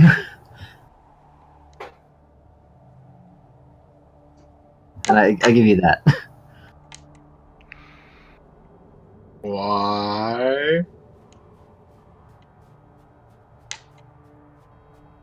Well, I look at suspiciously. I want to Don't use touch me yet. this other thing. And You you can can have hold it. on to that anyways because Well, I don't think you're attuned to anything as of yet, so this will be a first. Congratulations.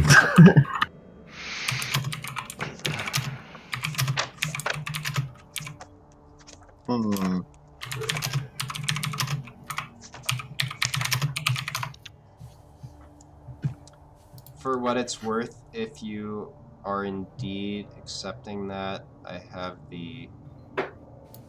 It is called a Wand of Dread.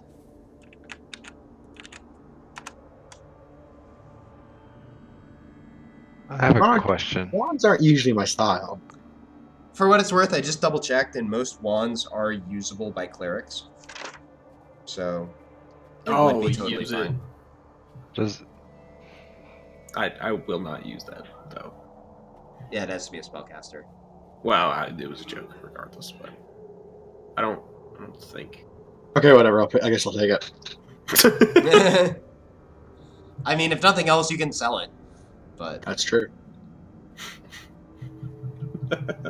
I took it very gingerly and put it in a separate compartment from everything else in my bag. I just use it so little. I give it the because stink eye the entire time. I never use attacks that target a single enemy. Like, it's so rare that I do that. I mean, I don't really either. Well, your lightning bolt does. No lightning bolt's a 5-foot area. You got this. I believe in you. okay, was there a question from somebody else? Thought I heard something. I don't think so. Okay. So yeah, so you all sort of go about your business. I'm not, well, I wouldn't quite say that, but it is the first thing. What's happening? Fallon asked I me a was- question. Sorry, I didn't really give the others context. Fallon sent me a whisper and I just answered it verbally. Yeah, it was specifically about revenge. So yeah. So, Yeah. you know, Fallon, you eventually go to get in bed. Give me a perception check as you climb into your bedroll. Yep, and you absolutely do not notice until you've stuck both legs in and you feel the cold dampness that has, well, it's mostly not melted, but it starts to melt as soon as your skin hits it. I'm keeping my eyes open for Fallon revenge if he decides that I'm the one that did this.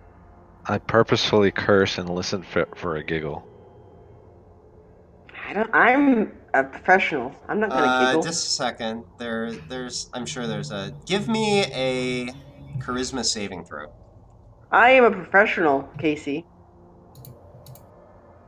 Is this Fallon giving you the? No, I'm just...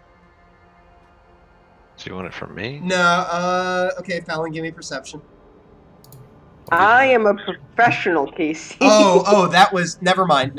I didn't realize that was Fallon's charisma save on the first one. He was Yeah. last. So Fallon, you curse, you hear nothing.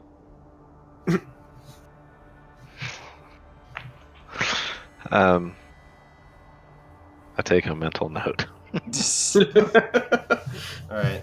Mental note made. You clean out your bedroll. Now let me see here. What do you look like here? Okay, you only lost 5 hit points, so, and looks like no hit dice, so I will allow that despite your somewhat uncomfortable sleep, you will fully recover. Oh, do make sure you're... Maybe you already restored spells, but do make sure you mark them off as you go. Yeah, I forgot. Yep, no problem. Okay, cool. All right. So, there... All right, last chance. Going once, going twice on night stuff. Oh, I did want to continue reading the journal. Oh, But, okay. So again, you're just reading straight through it, right? That was your plan? Yeah, I just say, and if you want to, you can just send me the thing. It doesn't matter. But, Oh, no, I gotta do a dramatic reading. all right, that's fine. Because in. everybody loves to hear me read. Story time with KC is my favorite time. Alright. So, you, or actually, no, let's do this one. IRL, he would probably die from hypothermia. Yeah, if he had been missing any serious amount of hit points, I was actually going to make him recover less because of that. But he's only missing 5, so it's fine. I didn't take that into consideration. Yeah. I was thinking he was too. You're very inconsiderate. Daw. I mean, I also, allowed that because it's really cold anyway, it wouldn't have melted necessarily just because he put it in his bedroll. So he could have, pulled himself out real quick and mostly cleaned it off before it got soaked. Alright. So, yeah, Maxis, you, while Erin's light spell is still going, you know that only lasts about an hour. You pull out the journal and start to read through it some more. So last time you read sort of the prologue, if you will, the part about his life before he came to an a really short part. Continuing on, there's a lot about sort of the early days of the settlement. Some things mostly that you already knew about how when the settlers came to Anangrun, a whole bunch of dragons basically cleared the land for them in the early days. Not entirely, but enough to help them find their footing in Dale's Harbor, which is where they initially landed. And then you read that from that point, the next year, some scouts were sent out to sort of map the entire country. And looks like, and actually I'll just sort of draw this for you real quick on the map. Basically from what you can piece together, General Kasiru sort of took a path that mostly followed what today is the trade road, and went all the way up to about this point, then crossed through the mountains, came all the way up to about here, and then sort of turned and headed back to Dale's Harbor. So he traced out a path that looked something like this, going roughly counterclockwise. And here's a part that you find about sort of this journey that he took. At last I have returned to Dale's Harbor. Comparing my notes to those of the other scouts, we've assembled a rough map of the land, though some of the southern forest remains a mystery to us. Our other scout who journeyed that direction reports that we may do well not to attempt to purge that land of orcs and goblins, as their numbers there are particularly high. After journeying with my dwarf companion, Mizben or Radiclus, as far as the mountain pass, I departed alone for the northern reaches. The northern lands are vast, cold, and barren. I could not map the entirety of the glacier for fear of running out of food. At one point, I was caught in a fierce storm of ice and snow, so fierce that I lost sight of the stars for 3 days. Even amidst that, though, I felt strangely sure of my step, as if some unseen force was guiding me. I made my way to the shore, near the southeast corner of the inlet in the middle of the glacier. There, as I waited for the storm to pass, I carved in the ice a memorial to the force that led me through the storm. The storm is somewhat more forgiving, with fish and walrus the shore is somewhat more forgiving, with fish and walrus available for the hunting, though some of these are very unforgiving quarry. Towards what now seems to be the center of the country, I found a long valley that continued deep into the mountains. Journeying southward some 60 miles, I found a flat, and actually, I just realized it would have been more sort of up and down like that, not into the water, of course. I found a long valley that continued deep into the mountains. Journeying south some 60 miles, I found a flat, grassy terrace with surprisingly rich soil. If ever a city were to be constructed in these parts, that would be the place. I then journeyed west-northwest, where I found a mountain of singular magnificence. The top is shrouded in cloud, but I believe it to come to an open top, not a peak. The base is surrounded by black and brown glass, and I believe it to be an active volcano. I have dubbed it Mount Karam, in honor of an ancient hero of the Goliath said to have smote 1,000 goblins in her anger. I hope to explore it further someday. Mount Karam also appears to hold the source of what has now been named the Ao River, which flows southwest towards another pair of peaks. I traveled through them to a great lake, and on southwards towards Dale's Harbor. And that's what you read. Sweet.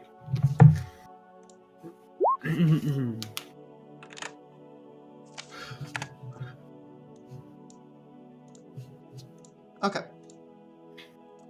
Anything else before Betty bye? No. Going once, going twice. Sold. 3 times as lady. All right. So you sleep the night. You wake up the next morning. Tile in your bedroll is mostly dry. It could have been worse. And you prepare to set off. Once again, anything before you sort of leave for the day? I'll probably. No.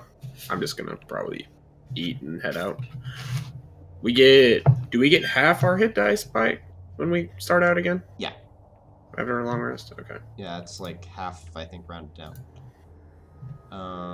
Or is it rounded up? I think that might actually be an exception, but you're even right now, so it doesn't matter. Yeah. So okay. I got 4. So, you think that you're around 10 miles away. Go ahead and... Now, as you wake up, you find that today is even colder. Mercifully, there is no wind, but it's down around 0 Fahrenheit. I think that's like minus 18 Celsius, something like that. Yeah, so you're definitely glad for those coats, but it's still gonna be a little uncomfortable anyway.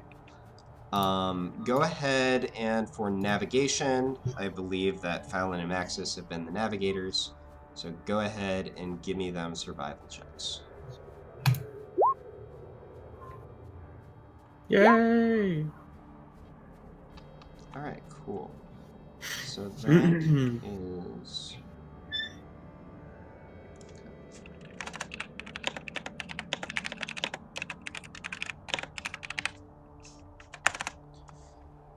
Alright, and then as this is your 3rd day trekking through the cold, I need everybody to give me an athletics check.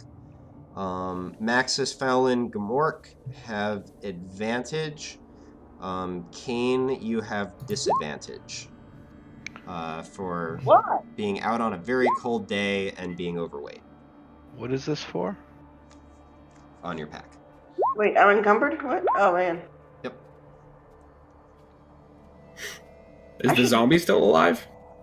Yep. I will, just to make things easy, Brave, I'll allow that, like, you cast Animate Dead to, you know, renew the effect, like, immediately before you slept for the night.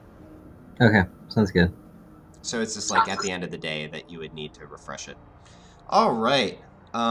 So as you What is this for again?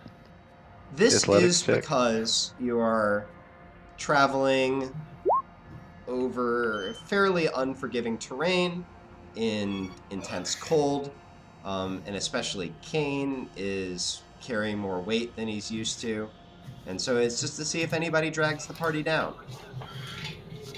However, if you recall, my party and I ignore difficult terrain. Understood, and that's why I'm not dropping your base movement speed.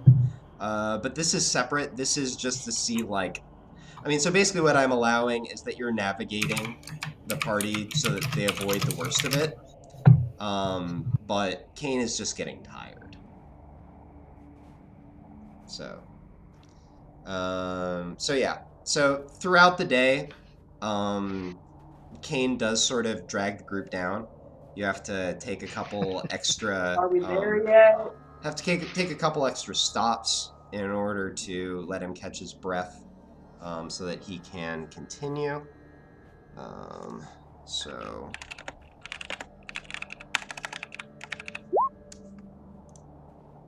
that being said, let me see how long. Oh, okay. That being said, so after.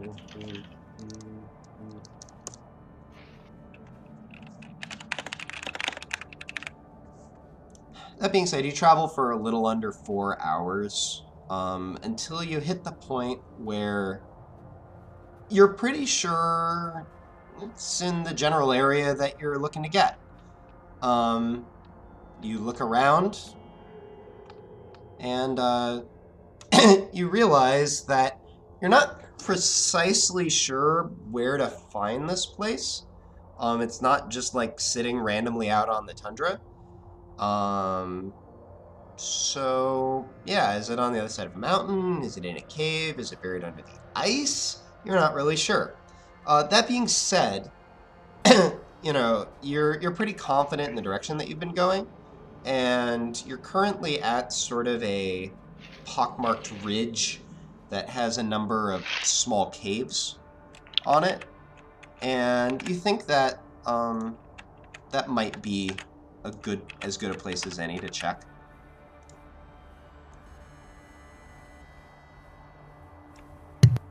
I would like to look around in this place. Okay. So let me see here. Anyone who wants to can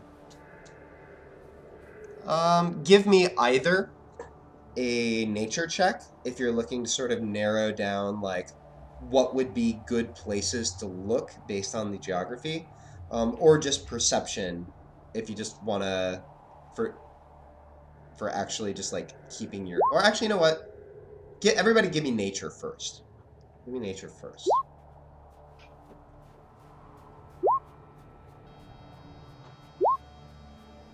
Ah! Okay. I'm a genius.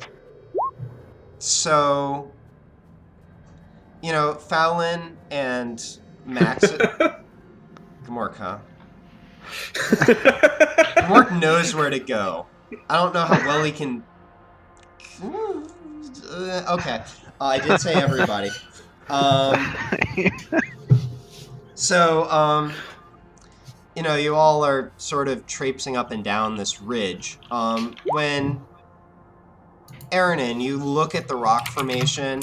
You remember. Actually, you have no fucking idea where you know this stuff from, but you just get the sense that, like, you should be looking on the other side. Maybe you studied this while you were drunk. Who knows? But, you know, as you sort of start to go off that direction, Fallon, you notice that Gamork seems particularly eager to sort of traipse off after Aaronin, and you shrug and guide the party that direction. Okay, now everybody... so I already have Colleen and Kane. Everybody else give me perception. Nat 20, baby. Oh, nice. 17. All right. So, you all sort of start wandering up and down the ridge. You know, again, there seem to be a number of small caves that dot it.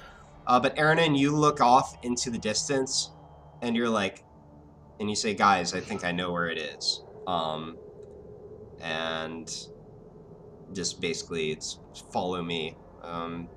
People don't necessarily have a much better idea, so they go beside you. But as the rest of you get closer, you notice what Aaronin saw, which is that this cave is a lot deeper than most of the other little pocks in the ridge that you've been looking at. And relatively quickly, you guys find your way to the entrance of a relatively deep cave. Was that a And slip? that was a slip. Not in the way that you're thinking, though. I just mispronounced. Okay. Hey, Colleen. Yes, Ken, what is it? Do you want to hold this box for me? I want to open that box. No, just hold on to the box. This is the box that we're gonna use that we're gonna sell later. Just hold on to it for me. Oh, hold on to it for you. Yeah. Okay. Okay. I see what you're doing. I think, maybe? Oh, yeah. Yeah, I totally see what you're doing. Now, so Kane, I think, is trying to give you something to carry, Colleen? It's just an ornate box.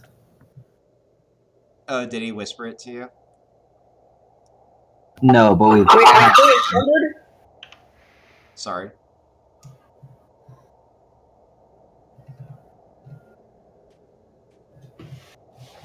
Go ahead and talk.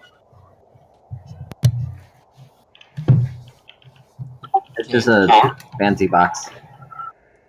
Okay, yeah, but it weighs something. That's why he's giving it to you. So I'm trying to make sure that if he's handing it to you, that's being accounted for.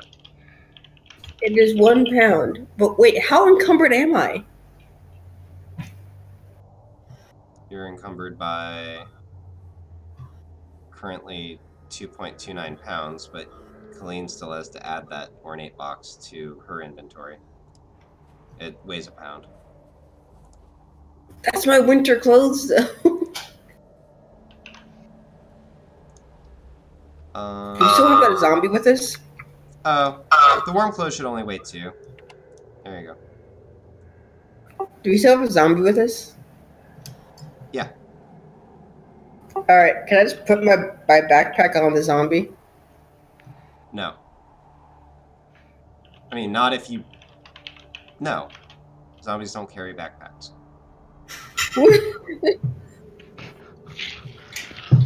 Okay, fine. It's company policy, I'm sorry.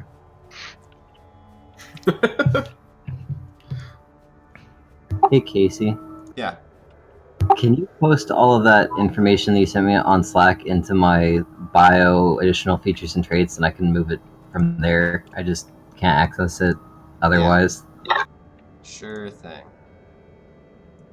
Do. Womp. Womp. And there you go. Did you need the Eyes of the Eagle as well? No, I got that. Alright, cool. Real quick, I'm gonna do some stuff on your character sheet quickly, Colleen. Because I don't want... Okay, cool, you got the box. Alright. So yeah, Kane, if you're trying to get unencumbered, you're still a little overweight. There's like nothing that I need this stuff on me except what's in the backpack. It's full of useless crap. Well, whose fault is that? I don't know how much the useless crap weighs. I mean, all the weights are on your sheet, so you can feel free to ditch something. Here, I'll help you out. You used an arrow in the last combat, so you're at 16 now.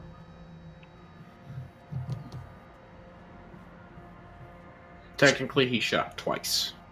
Yeah, he did, but I'm allowing that he recovered one. So I'll let you figure that out, Kane.